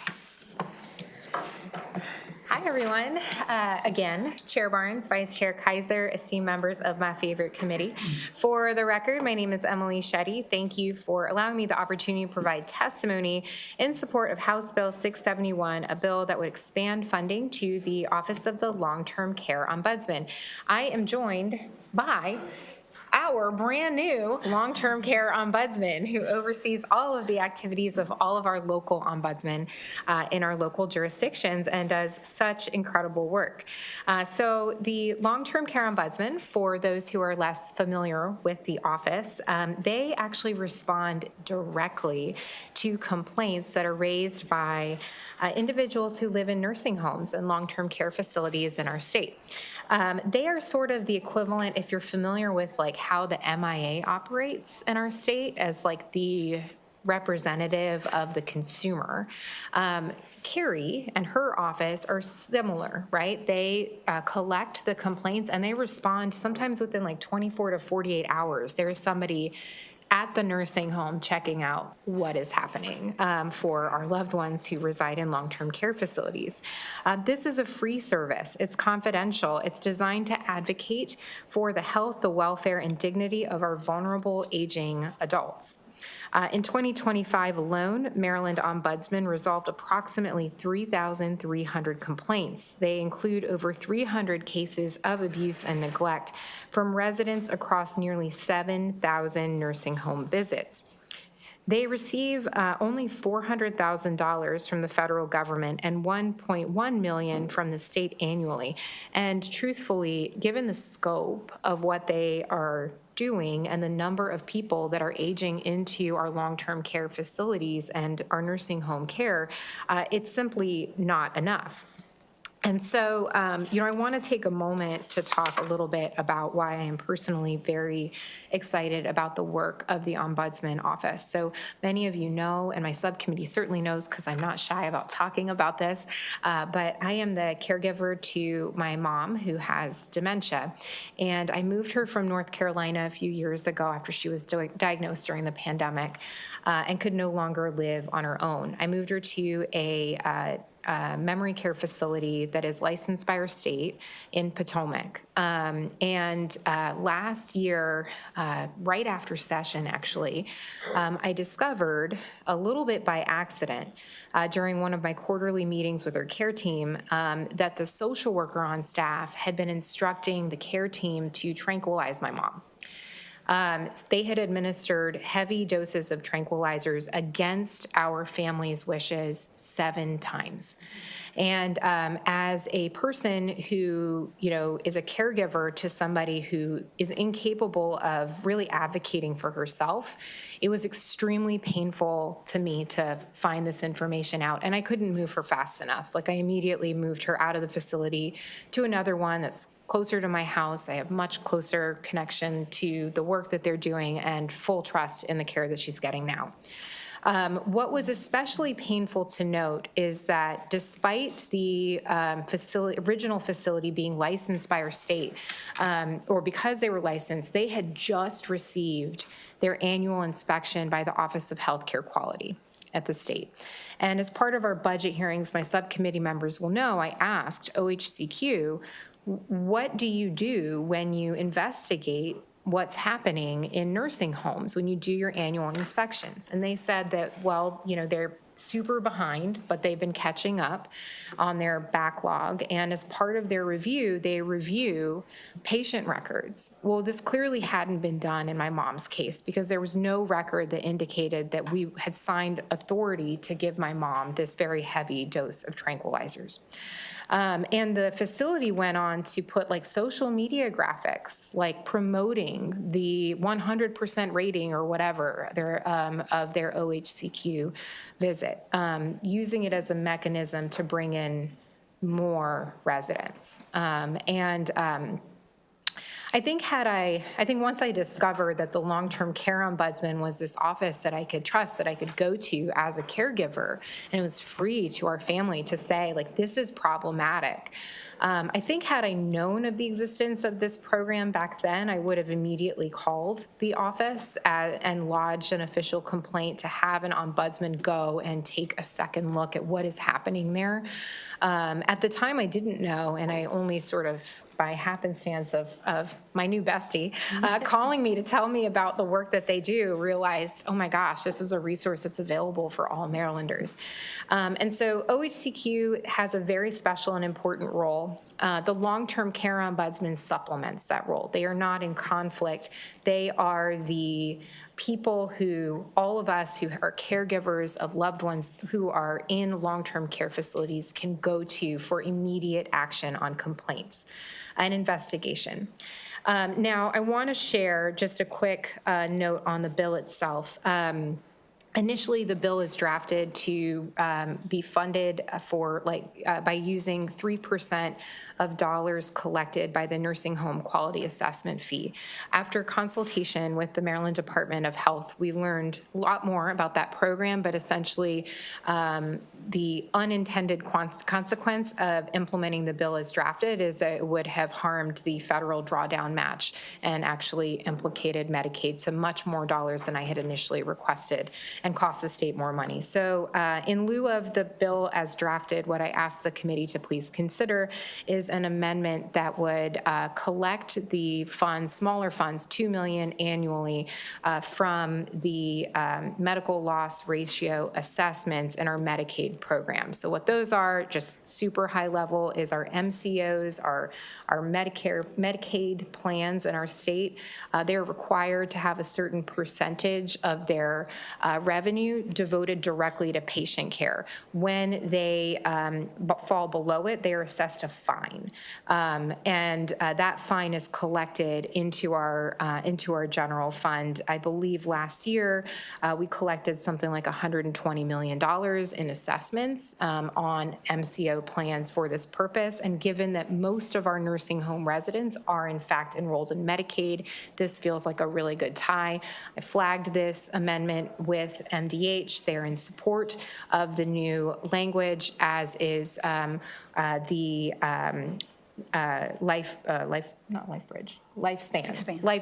which is the association that represents the nursing homes. So thank you for the opportunity to present on this bill, and I look forward to any questions that you might have. Thank you. Chair, Vice Chair, members of the committee, thank you for this opportunity. My name is Carrie Craig. I'm the State Long-Term Care Ombudsman. I'm not originally from Maryland. I moved here a year ago for this position, and I'm so excited to be here and so proud of this program. Yes, we are underfunded.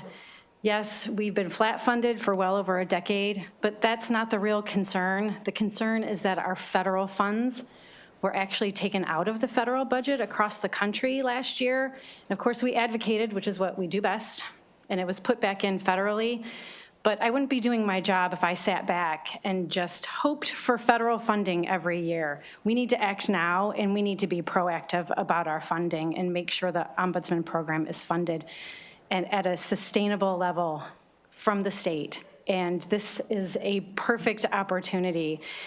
Every day, ombudsmen are out there advocating for residents. We're completely confidential. We are the voice of the resident, and sometimes the only person the resident can trust, because they are vulnerable, and the people who are taking care of them are always in a position of power. So we come in, we're confidential, we're not mandatory reporters. They can tell us anything, and we cannot do anything without consent. And our program is so important for all of those residents living in long-term care. There are 54,000 licensed beds in the state of Maryland, and we are empowering residents. We are providing education. We are providing information and assistance and advocating for those who don't have a voice themselves. So we would love a favorable vote for House Bill 671. Thank you.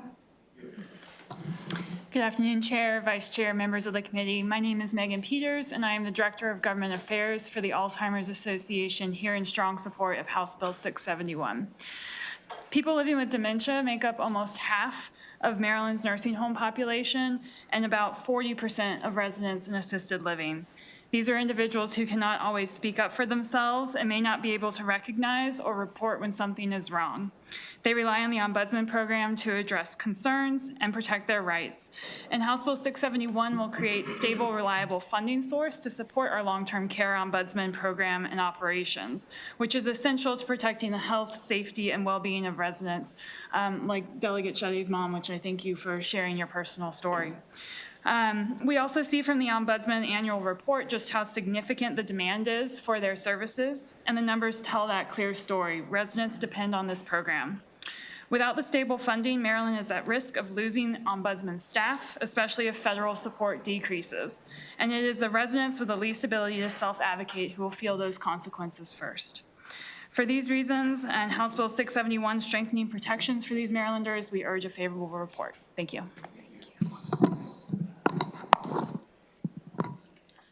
Greetings, Chair, Madam Vice Chair.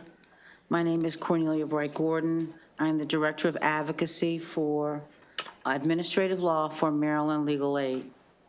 Legal Aid is a nonprofit law firm that provides free legal services to low-income and vulnerable Maryland residents. We have maintained a dedicated practice representing nursing home and assisted living residents for more than 45 years. Longer lives and declining birth rates have introduced a significant shift in how our current systems need to function as the growing number of older adults continues to expand. So I want to take a stop for a minute and talk to you about who we represent at Legal Aid.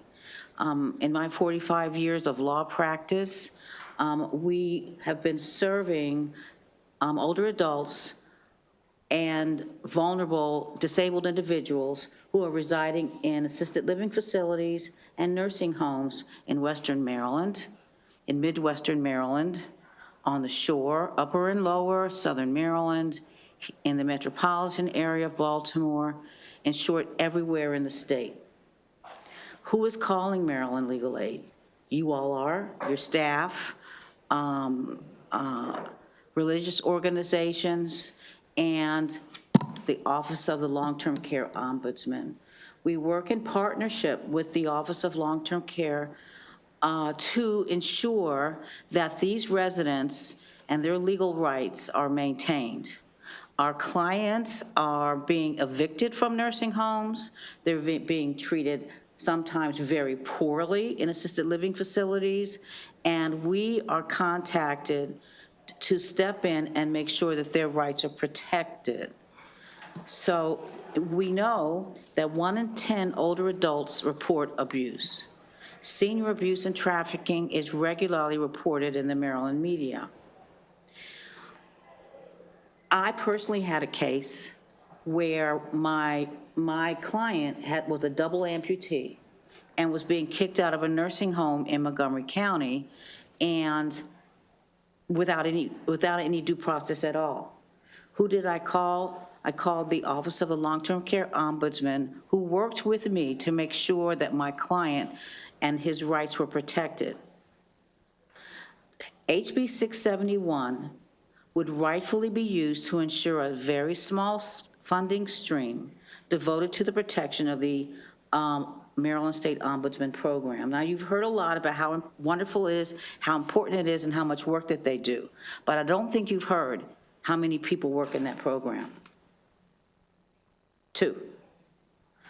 So we are here to strongly recommend that this bill be authorized. By your committee, we urge the passage of House Bill 671. Please feel free to contact me for further information. Thank you very much. Thank you.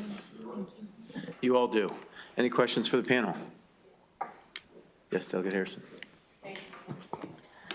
Ms. Craig, welcome, and thank you for the work that you do. I think that most of us probably have a story that we can share. My question is it, I have 2 questions.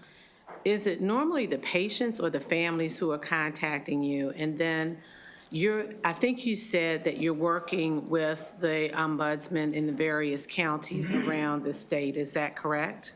Yes.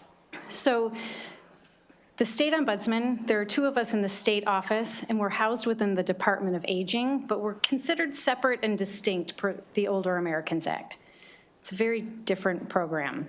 We have local ombudsmen in every single county. Some are part-time, some are full-time, going out and actually doing the work. So they're designated through the state office. I oversee the program for the entire state. We advocate for what the resident wants, not what the family wants, not what the home wants, not what we think is best, but it's all about the resident being able to choose what life that they want to live, right? We all want choices in our life. So we receive calls from anyone. Somebody who's anonymous can call our office and file a complaint, and then we go out and visit the resident and advocate for what the resident wants. There are many different levels of capacity, so depending on what that looks like, we have federal regulations that we have to follow and how we do our advocacy. But we mostly receive calls from residents and from families. They're the highest on our list of who we receive calls from. Our information is required to be posted in nursing homes per the federal regulations, but not in assisted livings. Oh, interesting. Well, I'm glad that you're there, and hopefully people are answering the phone. Yes, yes. Because that was my experience. They couldn't get a response. From the ombudsman? Yes. This was years ago, but as I said, everyone has a story. I'll just stop. I know that this is about funding and not about the program or the office itself, so thank you. Thank you. Great. See any other questions? Thanks for being with us. Have a good day. Thank you. Dana Kaufman, are you here? I didn't see her. Oh, Dana, come on up. We also have a virtual witness we can pull on. Roxanne, 1 second, you'll be on in 2 minutes. Just stay with us. Go ahead, Dana. Thank you, Chair, Vice Chair, members of the committee. For the record, my name is Dana Kaufman. I'm here on behalf of Lifespan Network, and I want to thank Delegate Chetty for working with us to find an alternative funding source. We have enjoyed working with the Long-Term Care Ombudsman. We do believe that that office is very, very important and needs to be funding, and we look forward to continuing our relationship with her and finding ways to improve the quality of care in nursing homes. Thank you. Thank you. Any questions? I don't see any. Thanks a lot. Have a good day. Roxanne, welcome. You have 2 minutes. You are on. Thank you. Good afternoon, Chair Barnes, Vice Chair Kaiser, and members of the House Appropriations Committee. My name is Roxanne Montgomery, and I live in Howard County. I'm a member of AARP Maryland Volunteer Advocacy Team, and I appreciate this opportunity to testify in support of House Bill 671. For 8 years, I was the primary caregiver for my parents in their home. When my father had a stroke, both my parents suddenly needed 24-hour care. That began a 2.5-year period in a long-term care facility where I observed chronic understaffing, scant supervision, and inadequate supplies. My mom had dementia as well as chronic medical conditions. I would spend 12 to 24 hours a day at her side, ensuring her medications were correct and her care plan was being followed. A turning point came when I returned from an unavoidable 48-hour absence to find her on a powerful, broad-spectrum antibiotic. I asked the staff members why my mom needed the antibiotic. No one knew or expressed any plan to investigate. Out of options and distraught, I called the Howard County Long-Term Care Ombudsman. The ombudsman was professional, responsive, and supportive. Within days, inspectors arrived and conducted an audit. They found systematic problems that were affecting multiple residents. Illegible handwritten physician's orders were being transcribed incorrectly rather than being confirmed with the issuing physician. Most families, especially those new to long-term care, don't know how to advocate effectively when something goes wrong. Ombudsmen serve as educators, problem solvers, watchdogs. They support good providers and help families, and they provide state agencies with reliable insight into problems that require intervention. Stable funding is critical to ensure that this essential work continues. For this reason, I respectfully request a favorable report on HB 671. Thank you. Thanks so much for being with us and advocating. Any questions for our virtual witness? I don't see any. Thanks again for being with us. Have a good day. That concludes the bill hearing. Oh, I do see Ways and Means has joined us, so let's take their bills now. House Bill 1277, Delegate Smith.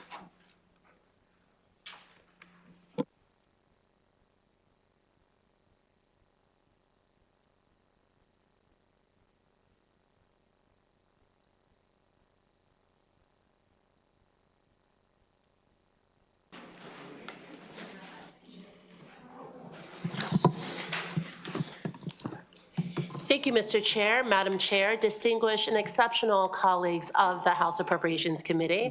For the record, I'm Delegate Stephanie Smith, here to present House Bill 1277. House Bill 1277 creates a statewide research and technical assistance center organized as a partnership between the University of Maryland College Park and Morgan State University. Together, these institutions would serve as a statewide hub for research, policy development, and technical assistance to support the implementation of evidence-based and equity-focused literacy practices across Maryland. Maryland currently lacks something that many other states already have, a dedicated university-based center focused on literacy research and implementation support. States such as Virginia and Pennsylvania have established statewide literacy research and technical assistance centers that connect academic research with classroom practice. Maryland, despite having world-class centers of higher education, does not currently have comparable infrastructure. House Bill 1277 addresses this gap by establishing the Maryland Institute for Literacy and Equity. It spells mile. The Institute will leverage the strengths of both institutions to support schools and communities across Maryland by conducting the following.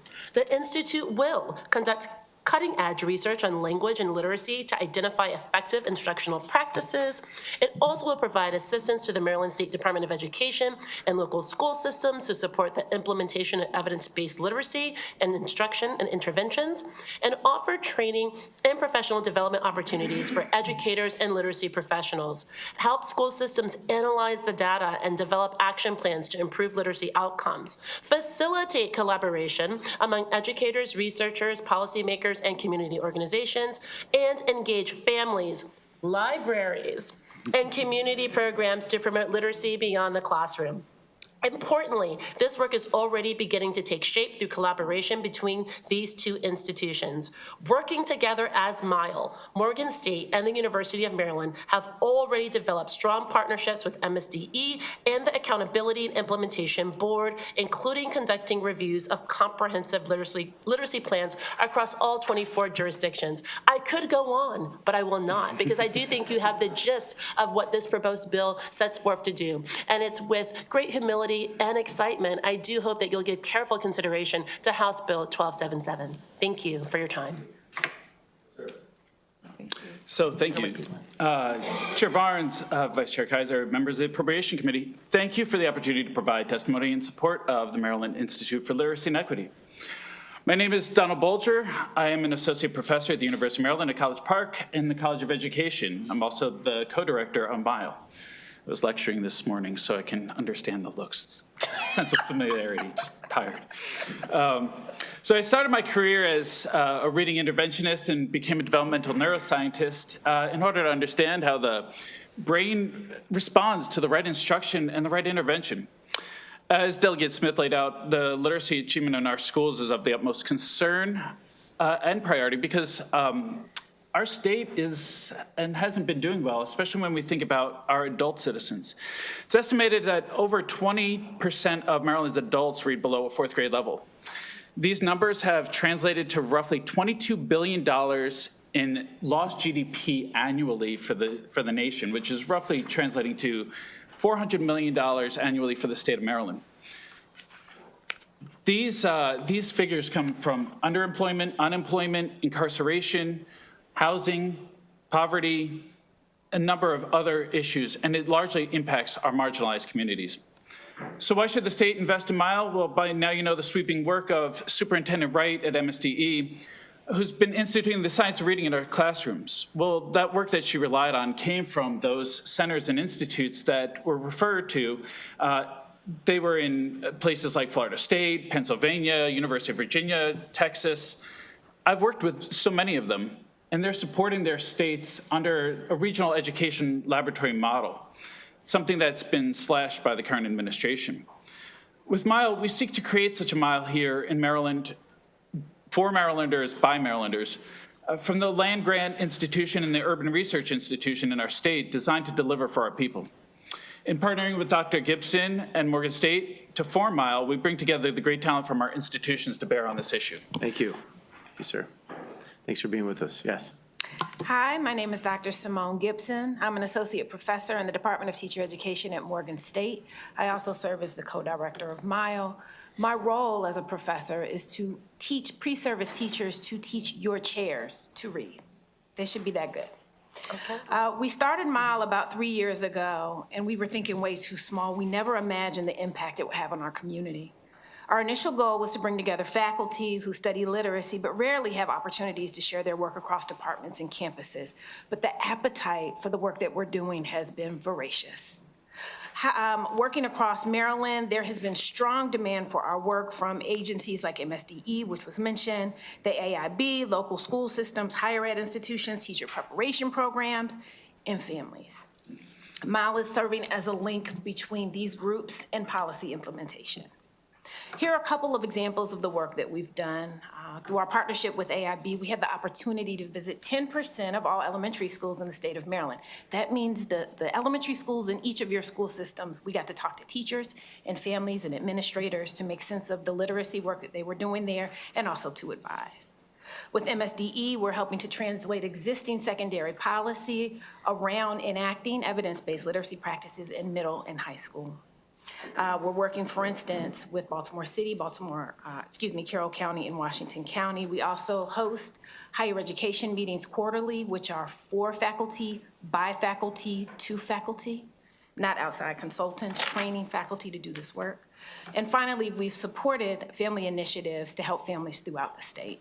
We're asking the state of Maryland to provide funding because nearly every project that our colleagues are interested in engaging with us, they have to secure funding to support their work. In today's climate, that process has become increasingly difficult and time-consuming. And contractors are often from outside the state. Their investment is not the same as Miles. We live in Maryland, send our children to Maryland public schools, and prepare teachers. Thank you. Thanks for your testimony. Any questions? Okay, thanks for being with us. Thank you so much. I think we do have one other witness. I don't think Dr. Wilson is here, though. No, but Okay. he is in favor of it. Yes, we got that. Thank you. I appreciate it. Thank All right, that concludes the bill hearing. Let's finish out Ways and, we had no questions from Ways and Means there, so that was something. House Bill 660, Delegate Jones.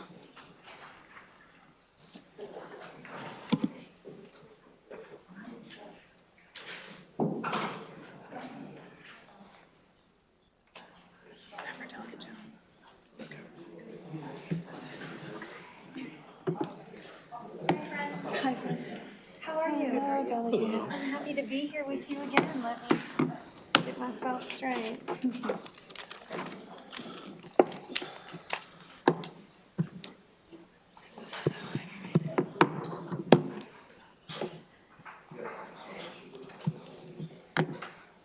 Hello, colleagues and friends. For the record, I'm Delegate Dana Jones, representing District 30A in the House of Delegates. Chair Barnes, Vice Chair Kaiser, and members of Appropriations, I come before you today to talk about a combination of my two favorite things, the appropriations process and libraries. I'm reintroducing House Bill 660 that seeks to minimally increase funding for State Library Resource Center, SLRC, otherwise known sometimes as SLRC, over a 5-year period. SLRC is a state library for Maryland, working with librarians across the state. SLRC provides cooperative, cost-effective resources and services for Maryland libraries and all of our constituents. Maryland's local library systems serve as a critical role in our communities. They provide a wide range of services to our constituents outside of being a place to read, learn, and congregate. SLRC supports our local libraries and bolsters the services that can be offered locally to all of your constituents. It is a highly collaborative system that maximizes return on state and local dollars and allows county library systems to operate most efficiently. SLRC serves Maryland's public, academic, school, and special libraries. Like everyone, the SLRC has been hit by the impacts of inflation during recent years. The contracts for vendors SLRC uses provides many of the services have outpaced their funding. My panel can describe in further detail the effects that this has had on SLRC's ability to provide their resources. The State Library Resource Center provides statewide services, including broadband internet and digital resources, as well as access to millions of items that can easily be obtained by citizens in their home counties. The SLRC conducts training for local library staff and organizes programming for the public, such as homework help and language learning services. The SLRC is an extremely well-utilized, economical, and cost-effective way to connect all Marylanders with a multitude of valuable services, including workforce and small business training, database access, and interlibrary loan service. Our library system is more important today than it ever has been, and the SLRC is an integral part to our local library's operation. I would like to add that the SLRC honestly saves the state money. Their Gale database, which would cost a total of $4.6 million for libraries and schools, In FY25, if purchased individually, because SLRC buys them at a consortium rate, the same number of people get access for just over $600,000, a saving to the state and of nearly $4 million. So I will turn things over to my panel. With that, I respectfully urge a favorable report on HB 660. Good afternoon. Yeah, all right. I'll hop in then. Good afternoon. Thank you, Chair Barnes, Vice Chair Kaiser, members of the committee. My name is Carrie Wilson. I'm the Executive Director of Calvert Library. I'm here in support of HB 660, which provides a small per capita increase to the State Library Resource Center, which, as Delegate Jones has said, we affectionately call SLRC.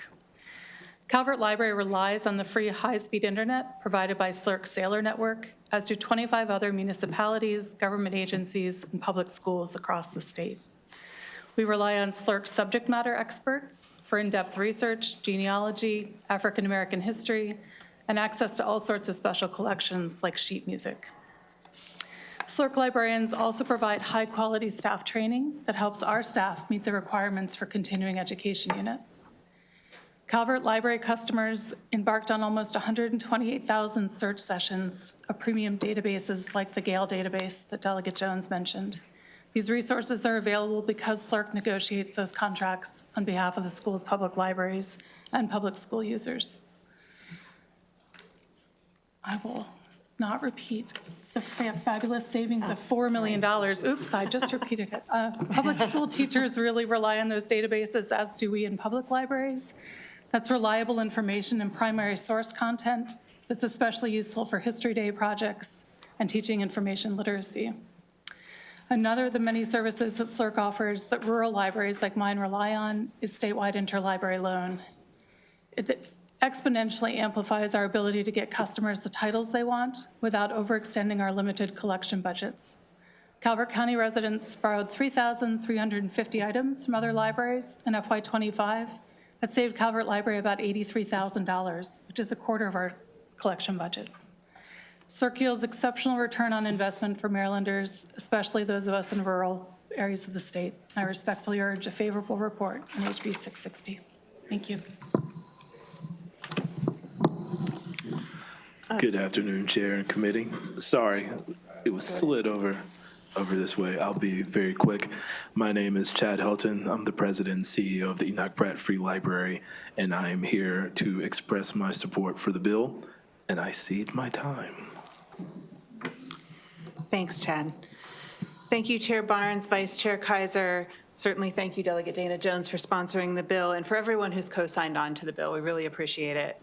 I'm Liz Sunderman-Zinger. I'm the Executive Director of External Affairs at the Enoch Pratt Free Library and the Central Library, which is the State Library Resource Center.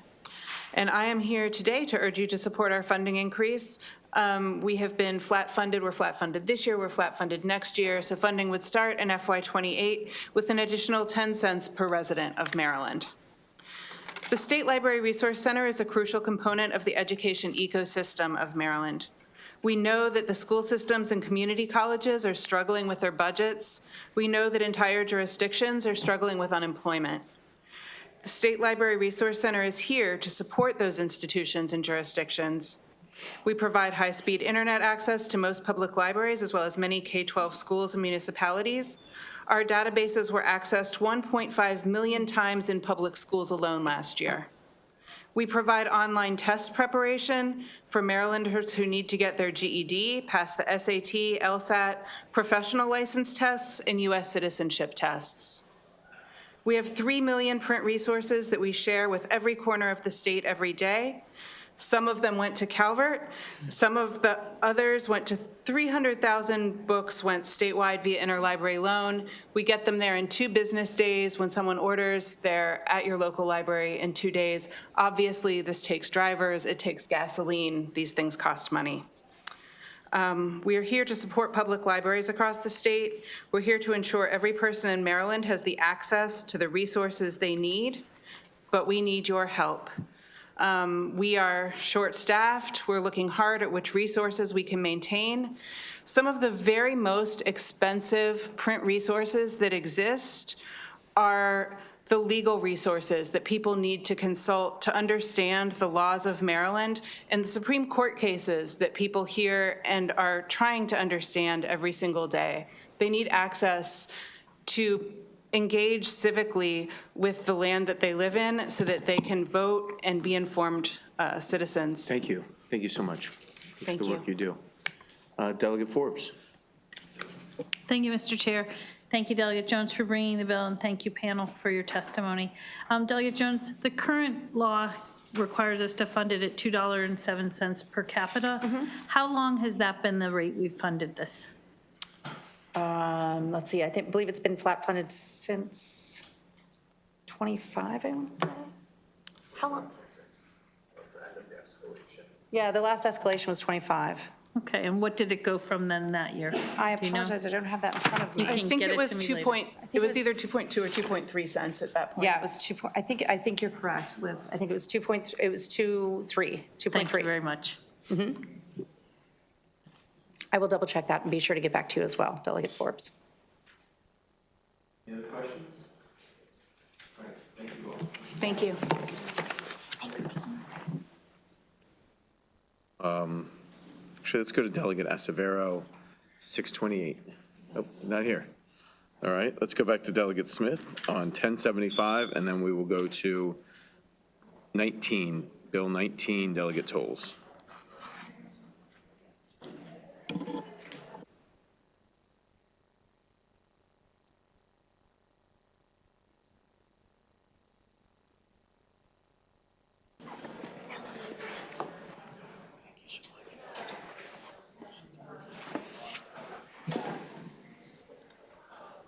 Good afternoon, Mr. Chair, Madam Vice Chair, the exquisite, elegant, and also eloquent members of the House Appropriations Committee.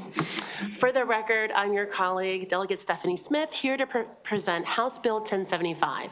This is a very straightforward bill. Currently, Maryland has a graduate and professional scholarship program. And unfortunately, for reasons that are inexplicable, the University of Maryland Eastern Shore has not been included in this program, despite offering eligible programs for this scholarship program. This program is focused on graduate degrees in critical professional fields such as medicine, dentistry, law, pharmacy, nursing, social work, and veterinary medicine. And so this bill simply corrects the oversight that has excluded University of Maryland Eastern Shore so that their students can benefit from this program. And it's worth noting that UMES already offers so many of these highly sought-over programs, graduate programs including a Master of Medical Science and Physician Assistant Studies, a Doctor of Pharmacy. In fact, the state has built a brand new pharmacy school at UMES, so why exclude its students from participating in a program? And also a Doctor of Physical Therapy and a Doctor of Veterinary Medicine. These programs prepare highly trained professionals who will meet the workforce needs across Maryland. Now, this bill does not change the eligibility standards for this program. It simply includes UMES students in it. The standards remain the same. You must be a Maryland resident, you must demonstrate financial need, and you must meet the program's existing eligibility criteria. What this bill does is ensure that students attending UMES have equal access to this important source of financial assistance while pursuing graduate level professional education. So help me just correct this mere oversight and pass House Bill 1075. Thank you.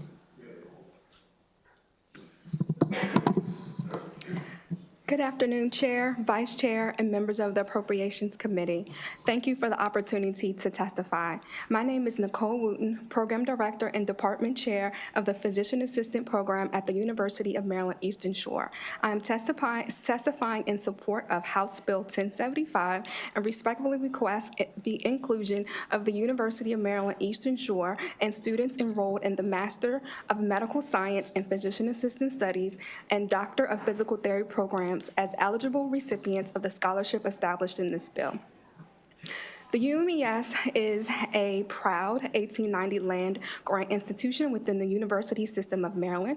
University of Maryland Eastern Shore ranks among the top public and online HBCUs and has a strong mission focused on educating first-generation and underserved students who contribute to the workforce on the Eastern Shore and throughout Maryland. UMES offers a broad range of academic programs, including the state's only public four-year aviation science degree and the development of Maryland's first standalone school of veterinary medicine.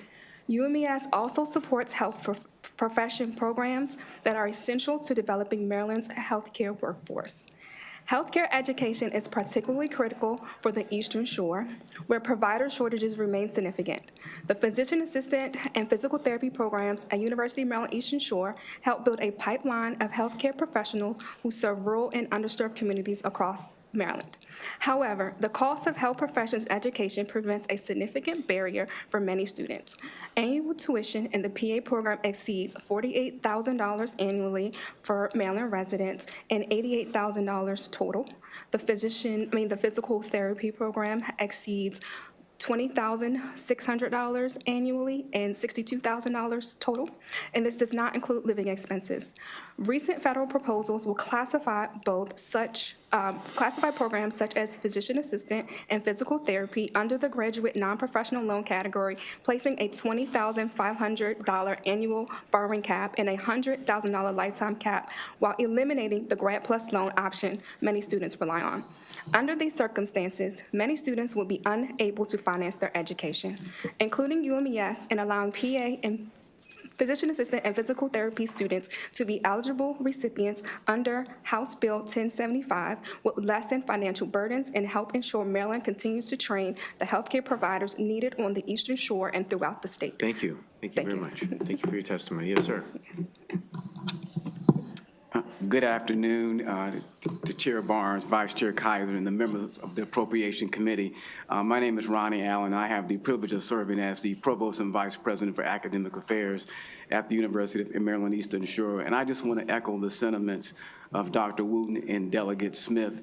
And just to add that not only are our graduates addressing the dearth of healthcare practitioners on the Eastern Shore, but they're also staying around, contributing to the economy, and also enhancing access to care. So we believe this bill would help defray some of the costs for the students in our programs. My old friend, class of 2006. Good afternoon, Mr. Chairman Barnes, Madam Chair Kaiser, honorable members of the committee. I just want to take a moment, first of all, to my friend Delegate Chair Smith, we thank you. And to all of you, I bring greetings and gratitude from Madam President, Dr. Heidi Anderson, along with an invitation. With your help, I would love to have you on campus to see the differences you've made in her short 8 years. We're on the cusp, maybe you didn't hear it quite framed this way, of becoming Maryland's first in-state veterinary school. With your support, we know we're going to see that dream come true. We asked for a favorable report for House Bill 1075. Also, what I'd like to mention, which you have in front of you, is Maryland Higher Education Commission supports the bill. They're right there on our side, on our team, and this is going to help all the way, as you already heard from Nicole and our provost, with the financial support for our excellent students for their bright future. I thank you so much, and very grateful to be back home. Thank you. All right. Any questions? Well, thank you all for your advocacy. It seems like a pretty good bill, simple bill, so hopefully get it moving pretty quick. You got a good sponsor, so. Delegate Beauchamp. I have a question, but what I would like to say is, you know, the disparity of funding from University of Maryland as opposed to University of Maryland Eastern Shore is considerable. So any help that we could, you know, give my Delmarva Peninsula. We can afford to fund both of them, Delegate. I don't know if you're helping your cause. So, thank you. Yes, sir. All right. To our friends from the Eastern Shore, we thank you as well. All right. Thanks a lot, guys. Let's go to Delegate Tolles, House Bill 19.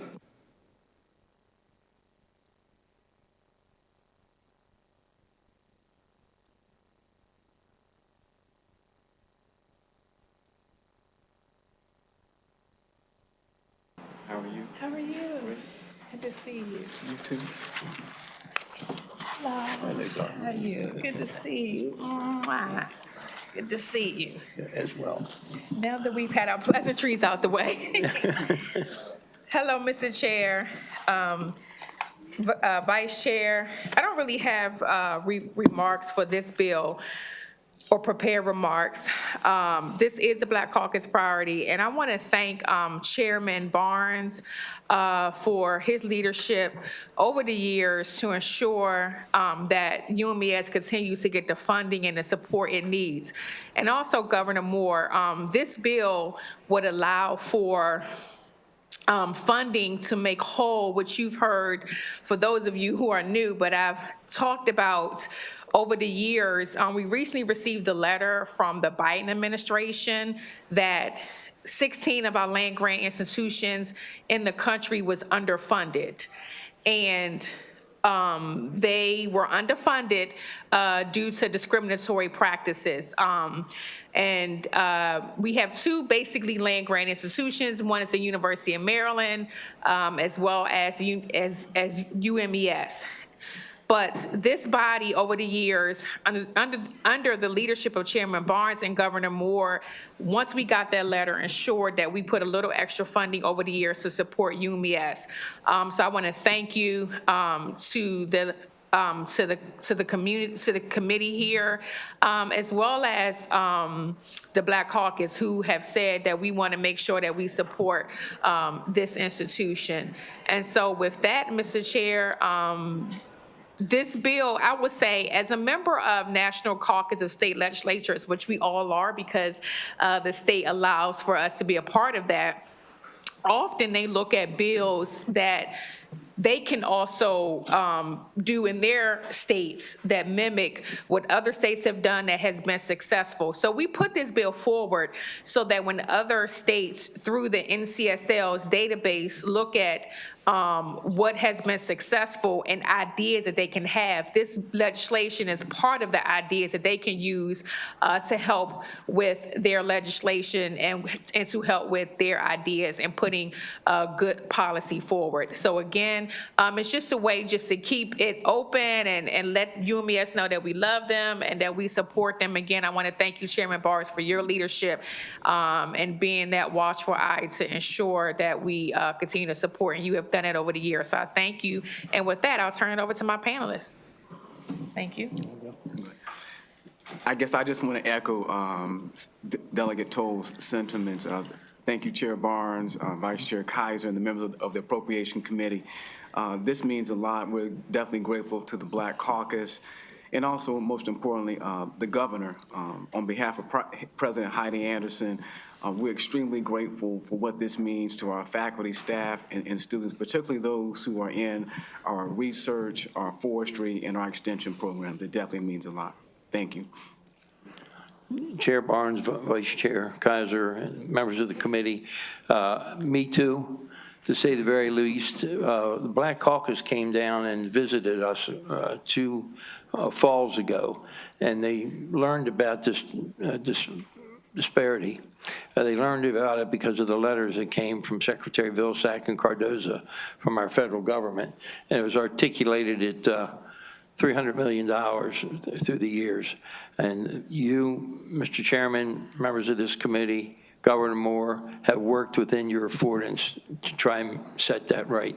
That's what this does. This bill continues to keep front of mind the needs of your 1890, your only 1890 land grant university here in this great state of Maryland. We're blessed to have 2 land grant universities, College Park, as you've already mentioned moments ago, and us down in Princess Anne. So yes, there is ample room for both. And we work together. We're a great partner. So thanks to all. And as I said, greetings and gratitude, and I extend. And I will tell you, your family, your mom, your dad, Delegate, everybody, it's been a great team effort for Maryland. And we invite you personally from Madam President to come and visit us and to our Eastern Shore delegates. Thank you so much. Thank you. And can I add, Mr. Sure. Chair, and if you, we're so pleased to have you as a sponsor and your entire District 21 team, Madam Speaker and Delegate Lehman. That just shows that continuation of working together with our two universities, which university resides in your district. So I just wanted to highlight that as well. Thank you. As long as I'm here, that money will always stay in the budget. I promise you that. Thank you. I just looked, it's 71 degrees outside. We'd like to let you get outside and enjoy a little bit of it. All right. Mayor Jimmy, good to see you, bud. Class of 2006. You named Speaker Class 2006. There it is. All right, good to see you. Rock the house, baby. That's right. That's right. Delegate Tolles, we're going to do your House Bill 19. Sure. Thank you. Well, I'll talk to you soon. Thank you. All righty. Thank you all. Thank you, Mr. Chairman. So good afternoon again, Chair Barnes and Vice Chair Kaiser and members of the BEST committee in the House. And so I am here to talk about HB 19, the Maryland Public Loan Forgiveness Program, which would establish a loan forgiveness program here in Maryland. HB 19 would be a tool to attract, recruit, and retain employees in public service. We know that public service work is rewarding. However, it does not always pay well. So offering incentives will go a long way in recruiting more individuals to work in Maryland. I have spoken to many recipients who were able to benefit from the federal student loan program. And they have shared with me they were able to purchase homes, start families, and just begin to create generational wealth because assets were available to that would allow for savings. The Office of Student Aid here in Maryland would distribute, basically the program will work where they would distribute the program, they would distribute the funds from the program to assist the forgiveness through repayment of higher education loans owed by an individual employee. And they will receive undergraduate, graduate, or professional degrees from who receive undergraduate or professional degrees from an accredited college or university, has been employed with the state for at least 10 cumulative years and satisfies any other criteria established. Eligible employees under the bill are individuals employed by the state in the executive, legislative, or judicial branch. Also individuals who work at a nonprofit such as our community legal aid, community legal services. And so, we've seen a lot happen. We talked about the Trump administration with FEMA, but also we have seen the change and the eradication of student loan forgiveness program, or at least not the complete eradication, but dramatic changes. Several states have stepped up to offer student loan forgiveness in their respective states. Secondly, we have seen nearly 14,000 federal employees lose their jobs under this administration. And it's so important to strengthen our public workforce with new and innovative tools. Many employees are diverse students, first generation, and come from working class families. I'm honored to have the support of SEIU and Maryland AFL-CIO. This bill will create stability in the workforce. Throughout this budget season, particularly under my subcommittee, Mr. Chair and Madam Vice Chair, we have heard from our colleges and universities that enrollment has declined, that students are dropping out in their junior and senior years due to affordability. We have also heard from university presidents that entering students are not sure if they can even afford to attend college. And so we know that law school is extremely expensive and can be unaffordable for many. I know Mr. Chair can speak to the affordability, many of you in the committee and myself.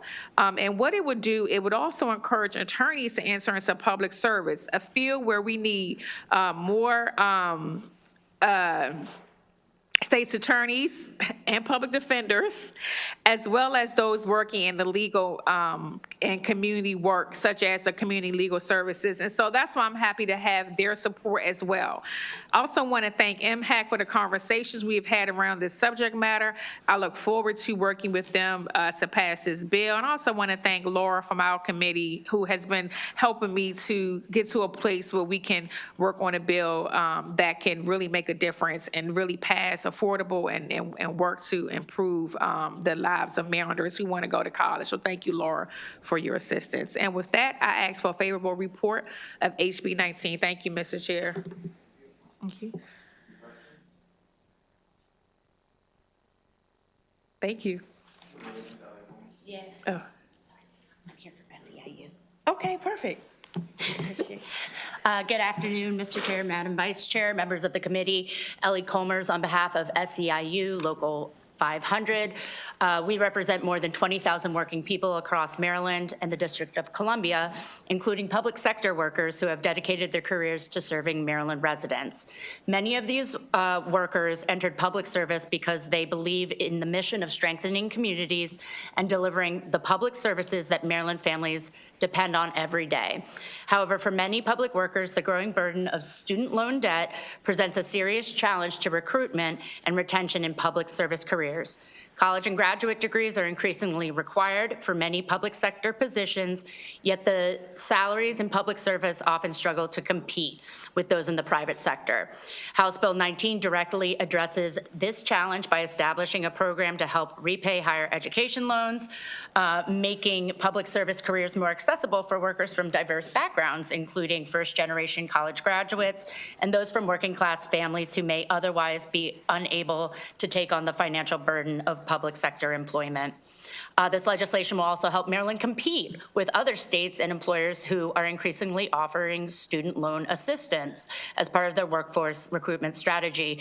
On a personal note, my brother has been a lawyer for the city of New York in a program just like this to help pay for his law school. So we believe that the public service workers deserve meaningful support, and we respectfully urge a favorable report on House Bill 19. Thank you. Thank you. Any questions? Okay. Good to see you. Have a good day. All right, we have Delegate Acevero's bill, Amy Metcalf and Teresa Hessler. Come on up. You all start testifying. Give us your 2 minutes. Delegate Acevero is testifying in another committee, but it's my understanding he is wrapping that up and headed over. So you all want to do your testimony, then we can get him. Sure. Thank you, and good afternoon, Chair Barnes, Vice Chair Kaiser, and members of the committee. For the record, my name is Teresa Hessler, and I am here today representing the Maryland Association of Resources for Families and Youth, or MARFI. We are in strong support of House Bill 628. MARFI's members work every day with young people preparing to transition from out-of-home placements into adulthood. I would also like to note the support of the Coalition to Protect Maryland's Children, whom we work very closely with on similar legislation. Young people aging out of foster care face disproportionate economic hardships compared to their peers. Nearly 1 in 5 experience homelessness by age 21.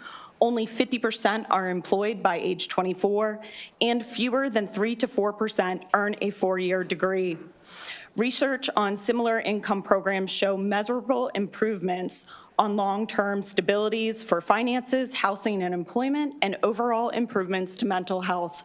Without intervention, many youths aging out of foster care cycle into emergency shelters, inpatient behavioral health systems, and long-term public assistance. This policy does not replace workforce programs, tuition waivers, or case management supports. It merely strengthens them. In conclusion, House Bill 628 represents an evidence-informed approach to improving long-term outcomes for these youth. For these reasons, we ask for a favorable report. Thank you. Good afternoon, Chair, Vice Chair, members of the committee. I'm here today in support of Bill 628. My name is Amy Metcalf, and I'm a court-appointed special advocate or CASA volunteer in Cecil County, advocating for children in foster care. For the past 5 years, I've supported a remarkable and resilient 20-year-old foster youth named Nevaeh. She had hoped to be here today, but is currently recovering from a painful dental surgery and was unable, but she really wanted to be here in spirit, so here's Nevaeh. She's never had a permanent home or family. She entered foster care at 14 without stable housing, moved through multiple placements, and today she receives SELA benefits that allow her to rent a room while beginning her life as a young adult. Despite the challenges she has faced, and there have been many, almost 2 years ago she graduated high school and is now thriving at Hagerstown Community College. She's studying history and American government, and she dreams of becoming a history professor. But in 207 days on her 21st birthday, her SELA housing support ends. Bill 628 will give her just enough stability for up to 3 years to finish college and move forward instead of falling backward into poverty. With this support, Nevaeh could be the first in her family to graduate college, changing the trajectory of her life and ultimately contributing to Maryland's communities and economy. This bill is more than policy. It's a lifeline for the youth standing at the edge of adulthood without family support like Nevaeh. Young people leaving foster care often enter adulthood without the guidance, housing stability, or safety nets most of us take for granted. Nevaeh is doing everything right despite her circumstances. It's not often you're given the opportunity to directly impact the trajectory of a young person's life, but you have that opportunity. With your vote, you can help keep Nevaeh, youth like her, safe, housed, and in college. We ask for the foster youth to be resilient, and this bill asks for the system to be responsible.